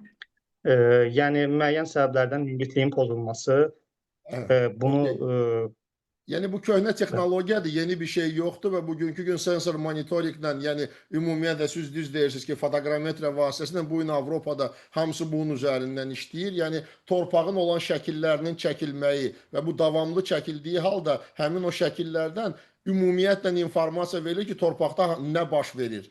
Və biz əgər götürsək ki, torpaq illərlə dəyişir və onun münbitliyi və digər məsələlərdə suallar yaranır və bunun əsasında süni intellekt qoşulur və verilir. Amma bu informasiya ola bilsin ki 50% olur, 80%. Yəni yenidən yoxlanılmasına ehtiyac, həmin o informasiyalara baxıb periodik olaraq yoxlamağa ehtiyac var. Yəni 100% deyim ki, bunu ilə mümkün deyə yox, amma ümumiyyətlə alarm sistemi siz düz deyirsiniz ki, bura diqqət eləməyə ehtiyac var. Və bu artıq yəni yeni də bir şey deyil, artıq 10 ilə yaxındır bu var. Sensor monitorinqin içində yəni çox bəsit bir sistemdir. Və mən daha bu şirkətlərlə sərgilərdə tez-tez görüşürəm. Onlar hətta yenilikləri də qoyurlar ki, biz bunu da verə bilirik, bunu da verə bilirik. Azərbaycanda bu gün laboratoriyalar var, bir neçə qurumlar torpağın keyfiyyətinin yoxlanılması ilə bağlı gedirlər, götürürlər, gətirirlər, eləyirlər. Amma bunu yəni ümumiyyətlə götürəndə o peykdən olunsa, daha operativ, daha geniş məlumat ola bilər. Mənim düşüncəmcə, amma istifadə olunmur bu gün Azərbaycanda. Dəqiq bilirəm ki, istifadə olunmur. Kənd təsərrüfatının özünün bu gün orta xəritəyə ciddi ehtiyacı var. Hansı ki, bugün yoxdur onlarda. Və hesab edirəm ki, Azərbaycanın ümumiyyətlə coğrafi informasiya sistemi sahəsində bəlkə də xüsusi bir nazirliyə və yaxud da komitəyə ehtiyacı var. Bu sözün açığı, yəni mən bunu tam səmimi deyirəm. Çünki qurumların hamısında kimlərsə var, torpaq komitəsinin köhnə işçiləri yayılıblar. Yenilik yaranmır. Yəni mən bilmirəm, fakültə yoxdur ya nədir. Yəni bütün bunlar hamısı ciddi suallar yaradır. Təşəkkür edirəm. Təşəkkürlər. Təşəkkürlər. Növbəti suala keçək. Burada Nübar iPhone-u istifadəçi var. Buyursun. Bir də sual verənlər zəhmət olmasa əlləri söndürsün ki, ardıcıllıq etməsin. Nübarın iPhone-u buradadır. Yoxdur, vaxt itirməyək. Fazil Həmzəyev, zəhmət olmasa sualınızı verin.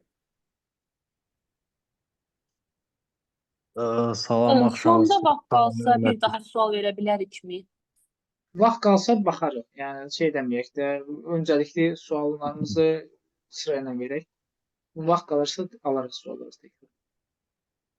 Salamlayıram hər kəsi bir daha. Hamının bayramı mübarək olsun. Üzrü sayın, kameranı aça bilmirəm, biraz xəstəyəm. Allah şəfa versin. Çox sağ olun, minnətdaram. Sualım belə idi ki, 3D kadastr, yəni 3D map o ayrı bir mövzu. Bir də 3D kadastr. Bu 3D kadastrda məlumdur ki, 3D mapdən fərqli olaraq obyektlərin, məsələn, tikililərin load level'ları var da, onlar da təmin olunmalıdır. LOD-də yəni ki, level of detail siz deyirsiniz yəni ki. Bizim reallığa baxanda bu çox da mümkün deyil, çünki tikililərin texpasportları ən azından yoxdur ki, texpasporta əsasən binanın daxili strukturu rəqəmsallaşdırılsın. Sualım ondan ibarət idi ki, Ezrinin məsəl üçün deep learning modelləri var, hansı ki building detection eləyir. Bu 3D mapdə binaları dedekt eləyə biləcək hansısa bir süni intellekt modeli varmı? Yəni ki, Ezrinin o deep learning modellərində məlumdur ki, hər hansısa bir məlumatlar öyrədilib həmin modelə və bu modellər əsasən Amerikaya uyğun tikililərin dam növlərinə uyğundur. 3D mapdə isə binanın təkcə damına görə yox, xarici quruluşuna və s. görə bu tikililəri detekt eləyib rəqəmsallaşdıra biləcək bir model varmı və yaxud istifadə olunubmu? Siz daxilin deyirsiniz də, yəni xarici rəqəmsallaşdırmağa problem, siz daxildən danışırsınız, mən düz başa düşürəmsə. Yox, daxili onsuz da mümkün deyil. Sadəcə xaricini nəzərdə tuturam əslində, amma belə loru dildəsə kör təbii yox. Bütün detalları ilə birlikdə balkonları və s. və ilax. Əgər biz yəni çəkiliş eləyiriksə və bu çəkilişi eləyəndə çəkilişin diaqonalları var da, baxır hansı kameradan istifadə olunur. Nadir var və qıraqdan vurulan kameralar var. Oblik kameralar və lidar hansı tərəfdən vurur, nə edir və ola bilsin ki, əgər biz level of details high level istəyiriksə ki, daha çox olsun, bu halda ola bilsin ki, bir dəfə yox, bir neçə dəfə uçmaq lazımdır. O damların qırağa çıxmağı nə dərəcədə çıxır və bunun üçün mən sizə deyim ki, 2 və ya 3 proqram təminatı dəyişmək lazım olacaq. Bəli, mümkündür, bu dəqiqə olunur, amma bunun olunması üçün infrastruktur, gəlin deyirəm, o IT infrastruktur və düzgün proqram təminatları lazım. Və deyim ki, o proqram təminatının eləsi var ki, birinin bir lisenziyası 100.000 evrodan başlayır. Və bugün onu proqram təminatını almaq imkanları suallar içindədir. Hələ onu alandan sonra o proqram təminatında iştirak eləyib istifadə eləmək sualları var. Amma bu texnologiya var və yeni də deyil, yəni axırıncı bir 5 ildən çoxdur istifadə olunur. Üzr istəyirəm, dəqiqləşdirin. Fazil bəy, sizin sualınız budur ki, əlbəttə ki, Ezrinin təklif elədiyi bu detection məsələləri düz qeyd edirsiniz. Yəni, hər hansı bir Amerikanın da lokal və başqa bir ölkədə lokal bir belə deyək də, qanuna uyğunluğa əsaslanıb. Ölkəmizdə də bunu düzəltmək mümkündür. Yəni, bazanı götürüb ona uyğunlaşdırma və bu üzərində işləyən tanışlar, yoldaşlar var, bu işləri görürlər. Ciddi şəkildə bu üzərində işlər gedir. Və əlbəttə ki, GIS-in AI ilə, ümumiyyətcə, Object Detection-la və s. inteqrasiyası nəticəsində çox ciddi nəticələr alınır. Yəni, bu təkcə bina kadastr sistemində yox. Məsələn, tutaq ki, bir proje ekledik, yeraltı bunkerlər var idi. Bunları tək-tək şey eləmək olmaz da, biz digitallaşdırmaq istəmirdik. Məsələn, bunu AI biz oxutduq, onu biz şey elədik, avtomatik olaraq biz o məhsulu rəqəmsallaşdırdıq. Bu mümkündür. Yəni, bizdə də bunu eləyirlər. Rauf müəllim, mən bir şey deyim, əsrinin 3D-si 3D model üzərində qurulur da, yəni ki, bu standartlardır, amma yuxarıdan çəkiliş olanda, bu real çəkilişdir. Həmin o çəkiliş əsasında 3D model biraz fərqli məsələdir, amma siz dediyiniz düzdür, əgər 2D ilə hansısa data ilə eləmək istənilirsə, peykdən şəkillə məsəl üçün, 3D vizualizasiya yox, onda siz dediyiniz kimi bunu əsrdə eləmək olar, yəni o standartlarla qaldırılır.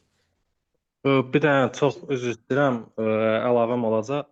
Rauf müəllim, düz vurğuluyursunuz. O modellərə deep learning-lə əlavə eləmək olar buradakı yerli binaların quruluşuna uyğun öyrətmək olar. Sadəcə mən yəni dərk eləmək istəyirəm ki, məsələn də o binanın deyək ki, nöqtə buludu yaranıb hər hansısa bir binanın.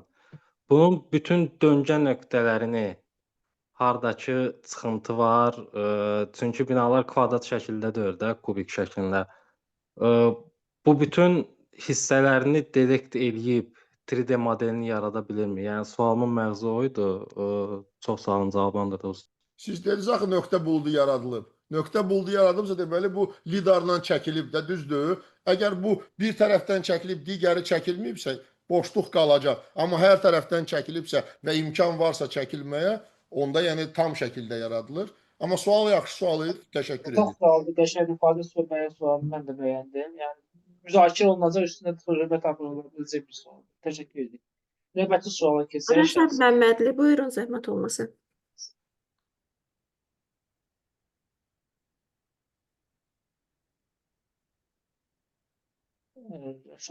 Nübar xanım, buyurun. Hər kəs salamlayıram, bayramınızı təbrik edirəm. Sualım ondan ibarət idi ki, mənim 3D xəritələşdirmə və kadastr sistemlərinin onlayn şəkildə sənədləşdirmə proseslərində tətbiq olunması, ənənəvi şəkildə sənədləşmə prosesinin ləğvinə yəni gətirib çıxara bilərmi və bu onlayn sistem nə qədər effektiv ola bilər ki, insanlar öz yəni belə bir şey tətbiq oluna bilərmi ki, insanlar öz evlərindən öz yəni evlərini, həyətyanı sahələrini və yaşayış obyektlərini sənədləşdirə bilsinlər. Çox sağ olun. Özləri sənədləşdirsinlər. Onlayn sistem yaradıla bilərmi? Nübar, çox sağ ol, təşəkkür edirəm. Aviasiya Akademiyasının tələbəsi yox, artıq məzunu da, Nübar. Bəli. Okey. Yox, mən hesab eləmirəm ki, dövlət yəni elə bir şey yarada bilər ki, insan özü öz ərazisini sənədləşdirsin. Yəni bu mümkün olan bir şey deyil. Amma ümumiyyətlə bugünkü gün hətta da siz öz ərazinizi özünüz müraciət edəndə əmlaka və yaxud da hansı quruma onun koordinatlarını verə bilmirsiniz. Telefonla o qəbul olunmur və mütləq işçi gəlməlidir ora və mən bunu dəqiqləşdirmişəm. Amma gələcəkdə ola bilsin ki, dəqiq xəritələr olduğu təqdirdə müəyyən ərazilərdən və yaxud da ki, dəqiq koordinat sistemi telefonla olunanda və yaxud da digər texnologiya ilə ola bilsin ki, bir çox şeylər asanlaşdırılsın. Amma biz sənəddən danışırıq, daşınmaz əmlakdan və mülkiyyətdən. Burada suallar çox çıxa bilər deyə mən inanmıram onun onlayn şəkildə olunmasına. Bir də burada şəxslərə görə, fikirlərə görə, niyyətlərə görə dəyişə biləcək məsələlər ola bilər. Belə deyək də. Bilərək, bilməyərək bəzi məsələlər. Ona görə şəxslərə verilmək bir çox həmin şəxslər qədər də problemin ortaya çıxmasına gətirib çıxardacaq. Yəni bunu ayrı-ayrı məşğul olmaq da özü. Çox sağ olun. Ramila Ağayeva, buyurun, zəhmət olmasa. Əliyeva, Ramila Əliyeva.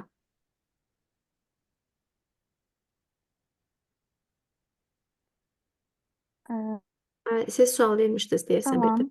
Mənim sualım əsasən kvant. Səs itirir. Səs itirir Ramila zəifdir Ramila xanımda. Ramila xanım sonra qoşarsınız, zəhmət olmasın. Evin Əmrahov, buyurun.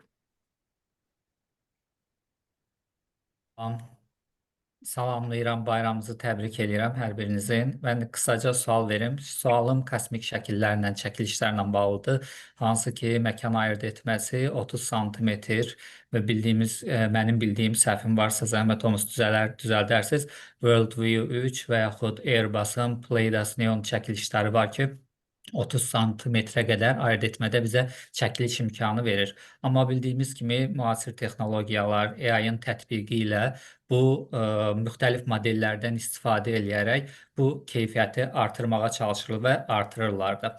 Ümumiyyətlə bu praktik olaraq effektivdirmi? Yəni həmin keyfiyyəti artırılmış şəkillərdən dünyada hal-hazırda real işlərdə istifadə olunurmu və praktik olaraq effekt verirmi? Müxtəlif sahələrdə ola bilər və ya elə ən birinci əmlak sahəsində ola bilər binaların dedekt olunması üçün və yaxud da elə torpaq monitoringi və s. sistemlər üçün. Çox sağ olun. Təşəkkür edirəm əmin suala görə. Yəni bu 30 santimetrin özünə də suallar var ki, onu nə dərəcədə gətirib çatdırırlar. Bu 50 santimetrdən gedir söhbət. Maksar götürək ki, əgər hərbi peyklər vasitəsilə olanlarda, hə, onlar daha dəqiqliklər var. Amma siz bunun qiymətinə baxsaz ki, siz monitorinq aparmaq üçün bunu almaq istəyirsinizsə, bu milyonlarla pul aparacaq və bunu istifadə eləmək qeyri-effektivdir ümumiyyətlə götürəndə. Və ona görə də mən hesab eləmirəm ki, bunlar kömək eləyir. Əgər dəqiq GSD ilə eləmək istəyirsə və 3D modellərin yaradılması istənilirsə, airborne sensorlarla çəkilişlərə ehtiyac var. Bu hallarda biz relyef modellərini də hazırlaya biləcəyik, hansı ki, mütləq bu kənd təsərrüfatı üçün lazım olan məsələlərdən biridir. Ümumiyyətlə, praktik olaraq stereo model çəkilişlərdən dediyiniz relyef modellərin hazırlanmasında AI tətbiq eləyir və ya modellər tətbiq eləyərək onun rezolyusiyasını belə deyək, GSD-sini belə deyək, tətbiq etməklə artırsaq, bunlar effektli olarmı? Yəni praktikada varmı belə digər ölkələrdə hər hansı bir layihələrdə istifadə olunurmu?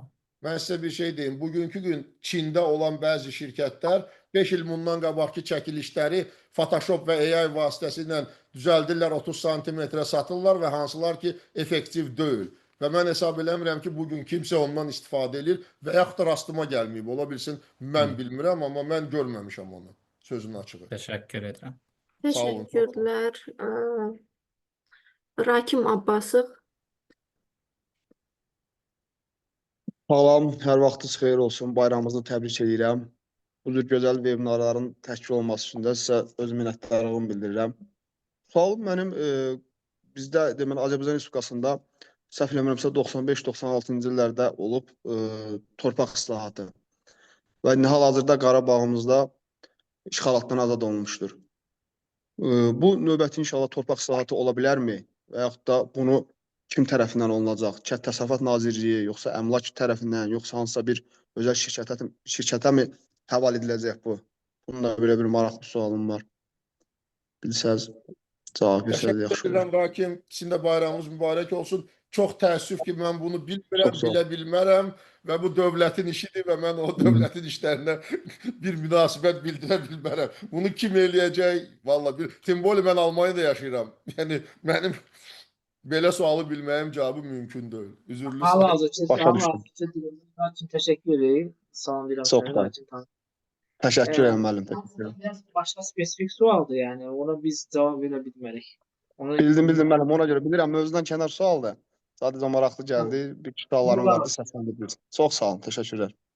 Təşəkkür edək. edirik. Loğman bəy, buyurun. Ondan belə sual çevirir. Salam, vaxtınız xeyir olsun. Mən Loğman bəy, Eşən bəyə sualım var idi. Mövzunun əvvəlində qeyd elədiniz. Mən Argistin, yəni hal-hazırda Qarabağda yerli şirkətin, mina axtarma şirkətində fəaliyyət göstərirəm. Argisin və müəyyən bir hissəsindən istifadə edirəm.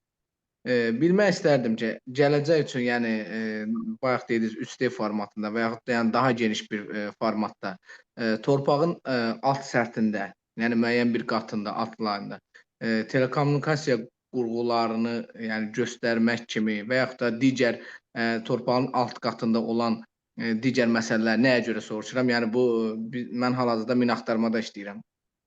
Bir formasını, yəni ən azından bir formasını göstərən bir, yəni bir format hazırlana bilərmi və yaxud da varmı belə bir məsələ? Təşəkkür edirəm suala görə Loğman. Allah köməyinizdə olsun sizin. Çətin işiniz var və mənə düz elə azad olunandan sonra müraciətlər çox olub bununla bağlı. GPR texnologiyası bunu həll eləmir. Çünki üstündə gəzməlisən, minanı görsə partlayacaq. Və o vaxt mən hətta yəni onu baxdım, bir Əfqan milliyyətindən olan var, Hollandiyada yaşayan, o dronlarla birinci GPR qoşulmuş gəzirdi üstündən, nəsə görsənən yerlər GIS-lə tətbiq olunurdu, qoyulurdu ora, sonra toplar atılırdı ora, güya partlayır, neyniyir. Amma yəni bu effektiv texnologiya 30% götürək də. Yəni bunun ola bilsin ki, yaradacaqlar ya yox, bunu bugün yoxdur. Sözün açığı. O sizin istifadə etdiyiniz texnologiyalar ən idealdır yəni bugün. Yəni hansılar ki, konservativ və siz nə istifadə edirsiniz, bax o formada ən rahatları odur. Başa düşdüm mənim. Bir də qısa bir sual verim. hal-hazırda 3 il əvvəl götürülmüş koordinat, DGPS ilə götürülmüş koordinat bu günlərim yenidən yəni ArcGIS Pro-dan istifadə edirəm. Yenidən kalkulate geometri eləyəndə, yəni koordinat hesablananda saniyəsində, hətta bəzən olur ki, dəqiqəsində fərqli rəqəm olur, yəni dəyişilir. Bunu mən saxma bucağı kimi izah edirəm, çünki 3 il əvvəl koordinat götürülüb, Excel-də saxlanılıb sənəd kimi. Bu günlərim yenidən hesablayanda həmin koordinat alınmır. Və bunu yəni səbəbini soruşurlar. Mən onu düzdür, yəni öz fərziyyəmə görə saxma bucağı kimi qeyd edirəm, amma ona bir ətraflı yəni, cavab verərəm. Bir də şey var orada, nüans. Kalibrovka məsələsi var həmin o GNSS avadanlığının. Aspostdan istifadə edirsiniz ya yox 2 və bundan başqa da referens nöqtələri. Və bu bugünkü gün doğrudan ciddi problemdir əmlakın özündə də. İnsanlar gedirlər referens nöqtəsi qoymadan istifadə olunan koordinatla referens nöqtəsi qoyulan koordinatda ciddi fərqlər olur. Və ona görə də bugün hamısı qeyd olunmalıdır ki, hansı GNSS avadanlığıdır. Bunun proqram təminatı nə vaxt update olunur və ümumiyyətlə update olunur ya yox.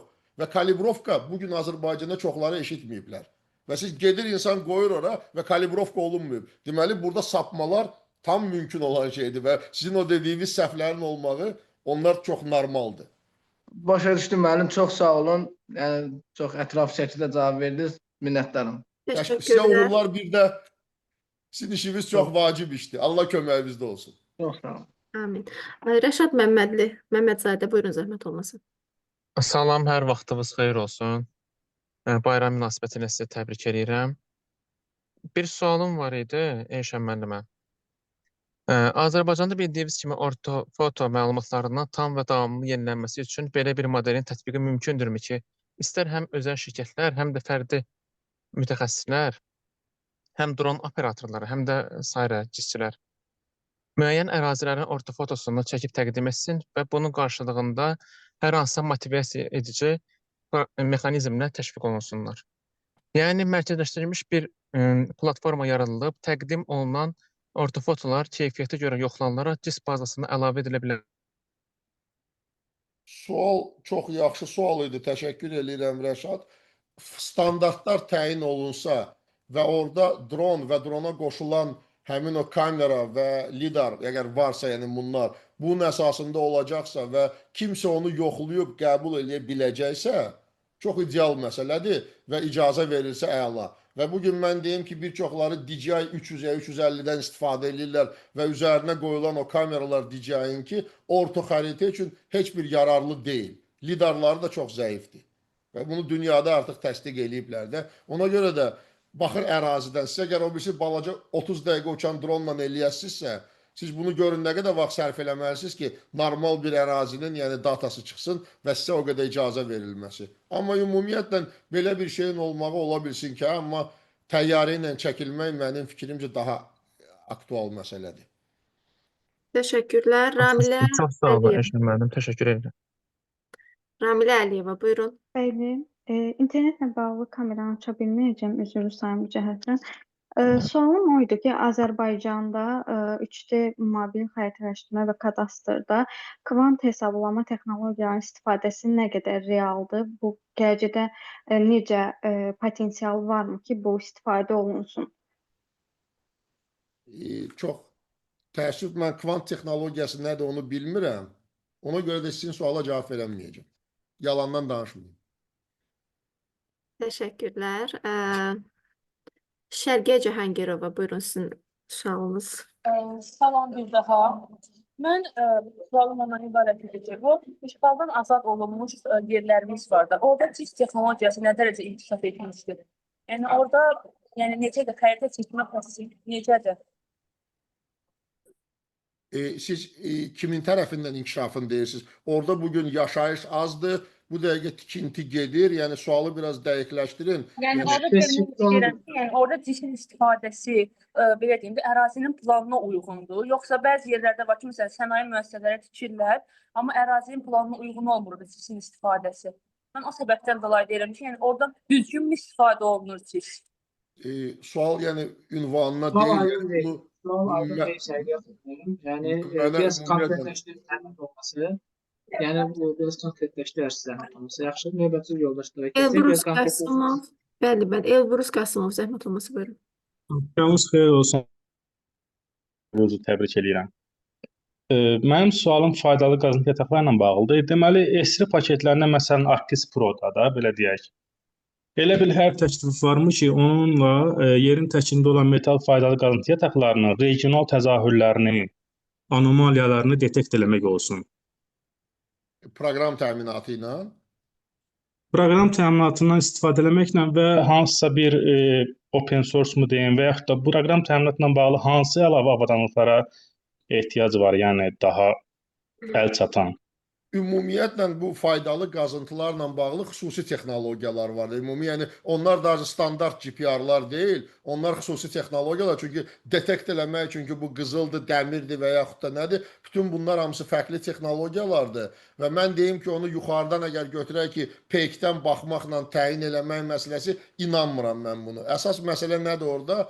Köhnə geoloji qazıntılar və yaxud da ki, o researchlər əsasında təyin olunur. Elə bil ki, neftin axtarılmasına oxşar bir şeydir. Yəni ki, harada təxmini var və başlayırlar oranı qazıb axtarmağa. Ümumiyyətlə də bu Azərbaycanda da eyni formada gedir. Və sözün açığı deyim ki, bu sahə üzrə o qədər də yaxınlığım yoxdur, kontakt olmayıb. Amma bir dəfə gəlmişdi mənə sifariş baxmaq üçün ki, hansı avadanlıqlar və baxdım, partnyorlardan soruşdum və biz sırası dayandırdıq onu. Və hətta mən sizə deyim ki, hətta metronu götürürük ki, metro yerin altındadır və orada məsəl ki, su axmaları var, nələr var, içərisinin analiz olunmağı GIS-lə bağlı. Orada suallar var ki, hansı avadanlıq onu tutur, koordinatı düzgün şəkildə və bu nə cür təyin olunacaq. Onun üçün xüsusi texnologiyalardan istifadə olunur. Argis-i götürsək, Argis bugün əsri şirkəti demək olar ki, monopolistdir.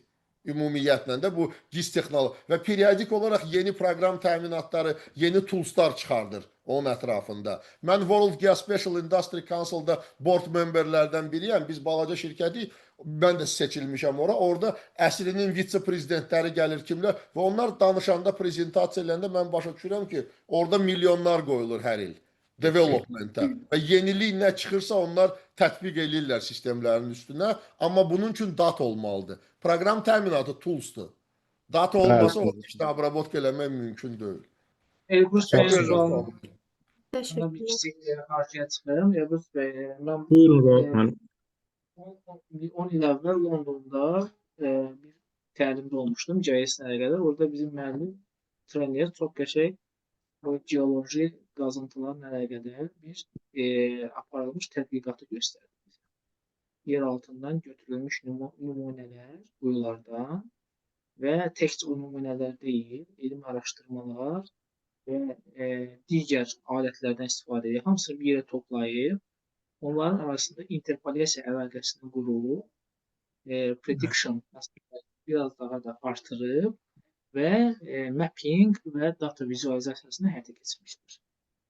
Yəni burada təkcə biz şeydən söhbət gedə bilməz. Bir data növündən müəyyən nöqtələrə görə digər nöqtələri məlumatlarını tapmaq kimi bir şey. Yəni bu hardasa olmadı, əldə olmayan şeydənsə bunun biraz daha da əldə edilməsi daha üstün sayılır. Yəni amma yenə də təkrar edirəm, burada təkcə bir məlumat növündən və bir məlumat mənbəyindən istifadə etmək düzgün deyil.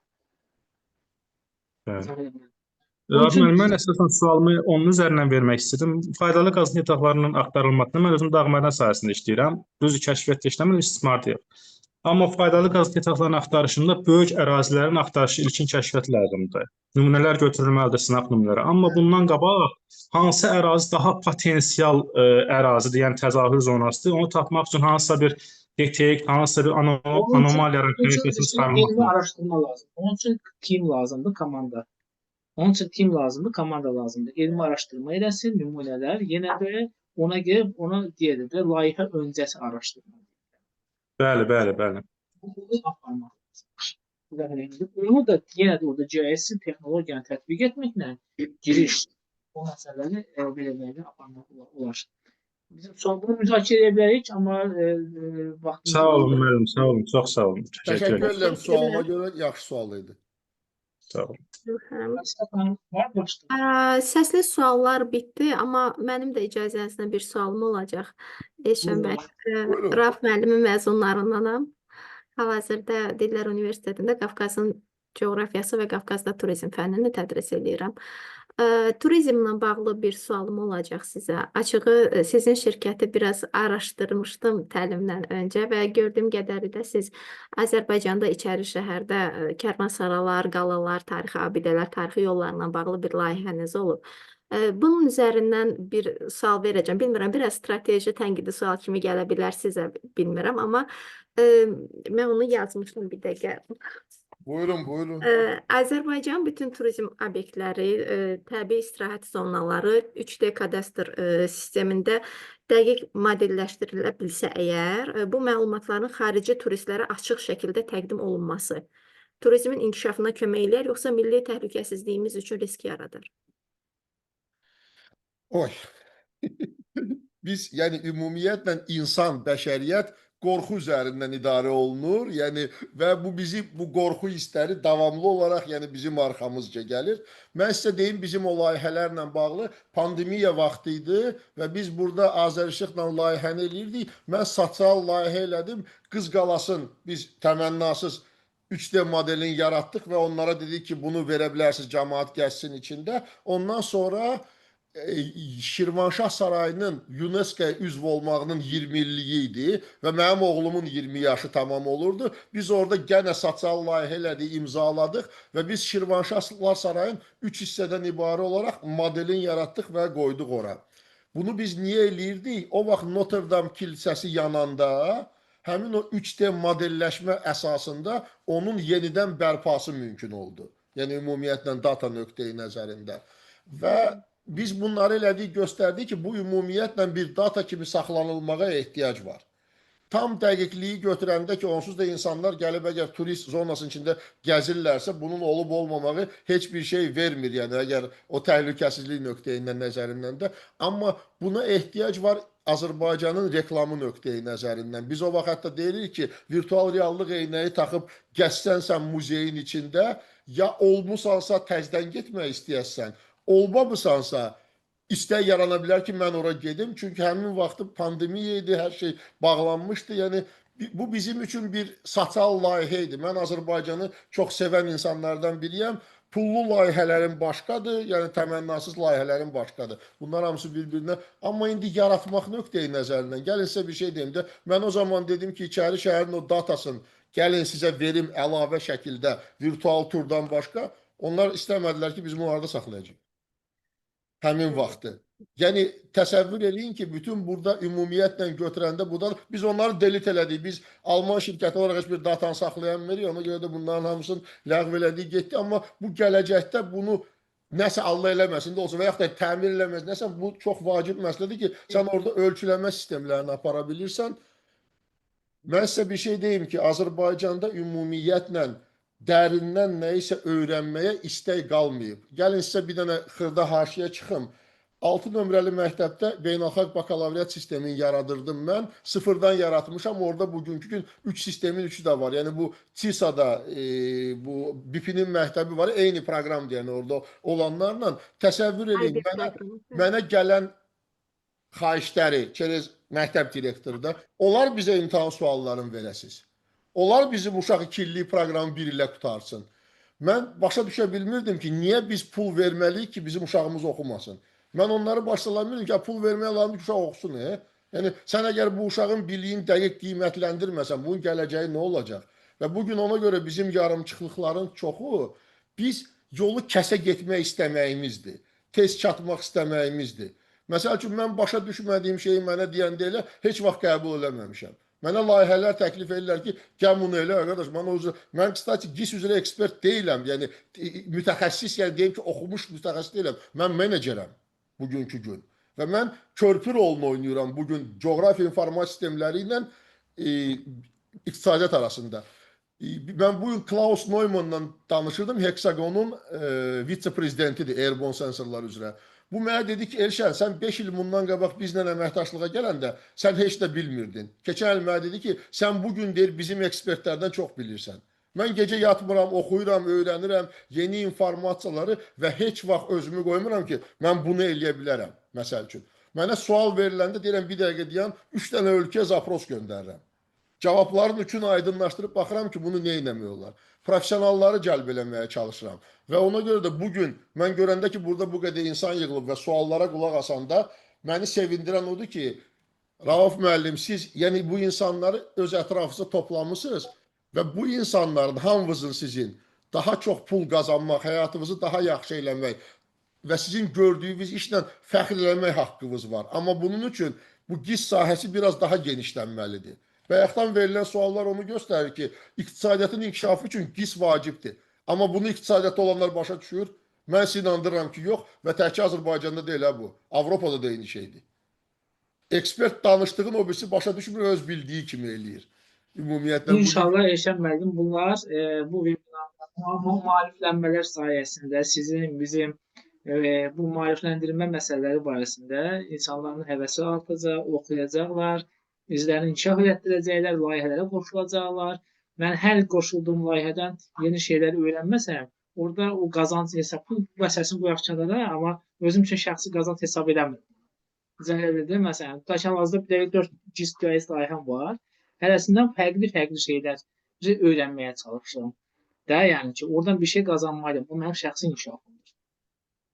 Zəhərlidir. Yəni, ona görə sizin sözünüzə qüvvət. Yəni, siz bu yaşda, biz bu yaşda oxuyuruqsa, gənclər burada durmamalı. Yəni, elə özlərini inkişaf etdirməlidir ki, 10 il əvvəlki mənbə indiki o qədər ciddi şəkildə çoxdur, yəni. Ciddi şəkildə. Sadəcə bizim gənclərə mən nə düşünürəm lazımdır, Eşən müəllim? Bizim gənclərə mentor lazımdır. Mentor lazımdır, alsın kimisə, götürsün, desin ki, mənim şəxsən mentorum var. Mənim xaricdən GIS sahəsində mentorum var. Mən həmişə özümü inkişaf edirəm. Nə olanda onunla danışıram, məsləhətləşirəm, işlərimi. Gənclərin də özlərinə mentor ehtiyacı var. Onlar da kimisə mentor tutmalıdırlar. Ki, mən istəyirəm ki, filan kəs mənim mentorum olasın, mənə kömək edəsən, məni istiqamətləndirəsən, məni bir yerdən tutub yarısı aparmaq kömək edəsən. İzah edə bildim, yəni, çox önəmli məsələdir. Təşəkkür edirəm. Mən nə demək istəyirəm? Mən sizə demişdim ki, mən bilmirəm, verəcəm hədiyyəniyə yox, amma suallar çox gözəl idi, mənim çox xoşuma gəldi, amma bir məsələ var. Mən qalibi tapmaq üçün mən sizdən videonu gözləyəcəm ki, nəzərimdən qaçmasın, burada bir Mən qeyd eləmişəm, Eşən müəllim, siz yaxşı sualdır dedikcə, bütün verilən sualları sual verən şəxs dedikcə qeyd etmişəm və siz yaxşı sualdır dedikcə qabağına bir tik qoymuşam. Məndə də var burada, pluslar var burada. Amma yəni başlanğıcdan gedən sual... Onu da mən Rauf müəllim vasitəsilə sizə yönləndirərəm, amma yenə də siz rekorda baxıb... Mən bir də baxacam, çünki mən belə həzz aldığım, mən ümumiyyətlə ürəklə həmişə çıxış edirəm və burada olan insanların hamısının bu qədər zaman gözləməyi, danışmağı ləzzət elədi mənə. Bir dənə xahişim olacaq sizdən. Kiminsə getmək imkanı yoxdursa xaricə, sizə qabaqçadan desin o adamları biz nəzərə almayaq. Siz mənə o siyahını göndərsəz yaxşı olar. Kimsə desə ki, mən getməyəcəm. Siz mənə linki göndərsəz bu zapisin, mən ona baxacam və maksimum çalışacağam ki, ya sabah, ya şənbə gününə qədər Rauf müəllimə deyəcəm adın və öz kanalımda video yazacağım motivation barəsi, amma məndə rusçadır və həmin adamı qoyacağım ora ki, bu adam qalibdir və biz prosedura başlayaq ki, vizanın hazırlanması məsələsi və digər məsələlər. İnşallah biz videonu sizə göndərəcəyik biz öncə. Siz baxarsınız, sonra biz özümün YouTube kanalım var, oradan paylaşılacaq. Kim istəsə baxmaq istəsə təkrar baxa bilər. Siz növbəti şənbə gününə qədər qalibi seçərkən, amma sizdən də ilk xahişimiz var idi bizim. Başqa bir xahişimiz var idi ki, bizim təlimlərə 20, 15 və 10% endirim var. Bəli. Siz 3 nəfəri seçərsiniz. Yəni o yenə də seçərsiniz. Video baxarsınız, seçərsiniz o suallara, yaxşı. Və chat bölməsi də aktivdir əslində. Orada da baxa bilərsiniz. Mən sizə chat şeyini də göndərə bilərəm Zoom-da. Oradan da seçə bilərsiniz. Səs şərt deyil səsli də. Yəni məndə o səs şərt deyildi. Chat bölməsində də maraqlı suallar varsa, onları məsələn qiymətləndirə bilərsiniz. Mən sizdən xahiş edəcəm. Bizim üçün də ilk 3 yeri birinci yeri sizin verdiyiniz qalib, sonraki 2, 3, 4-ü deyək də, yəni o isə 20, 10, 15, 10% endirmə qazanacaq şəxsləri müəyyən edib bizə deyərsiniz. Biz də onu GIS Lovers WhatsApp qrupumuzdan elan edəcəyik. Eyvallah. Təşəkkür edirəm. Çox sağ olun Eşən müəllim. Təşəkkür edirəm və bütün yoldaşlara təşəkkür edirəm. Həqiqətən mən Başdan sizə demişdim ki, nə edəcəksiniz? İstirahət edəcəksiniz. Günün sonunda və bu qədər belə deyək də çox maraqlı 2 saatdır biz danışırıq, amma qopmaq istəmirik, məcburan qopuruq. Və mən sonda sizdən bir xahiş edəcəm. Hər kəs kameranı mümkünsə açsın, qəşəng bir dənə skrin şəkil götürək.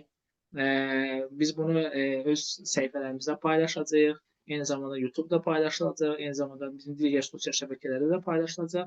Mümkünsə bir skrin şəkil götürəcək, desktopun. Sualı olanlar çoxdur. Mən sizə söz verirəm. Elşən bəyə bir dəfə də dəvət edərik. Əgər özü etiraz eləməsə. İnşallah. Dəvət edərik. Bir daha başda bu məsələdə ciddi şəkildə söhbətlər edərik. Təşəkkür edirəm böyük məmnuniyyətlə. 30-40 saniyəlik, bir dəqiqədə mümkünsə kameraları açın, biz ekran görüntüsü götürək.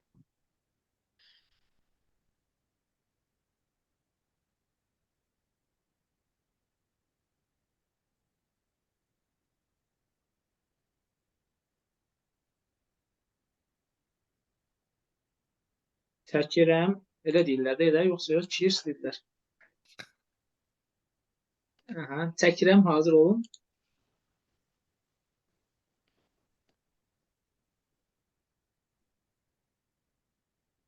Bir dənə də alıram. Sizi yordum, üzr hesab edin.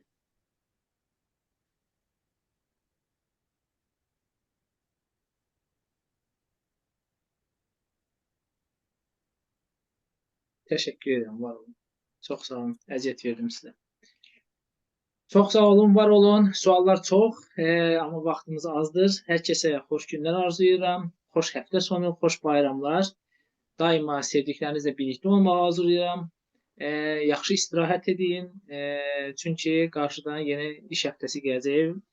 Və Elşən bəy də çox sağ olun deyirəm. Təşəkkür edirik. Vaxt ayırdı, qoşuldu. Minnətdarıq. Hər birinizə təşəkkür edirik.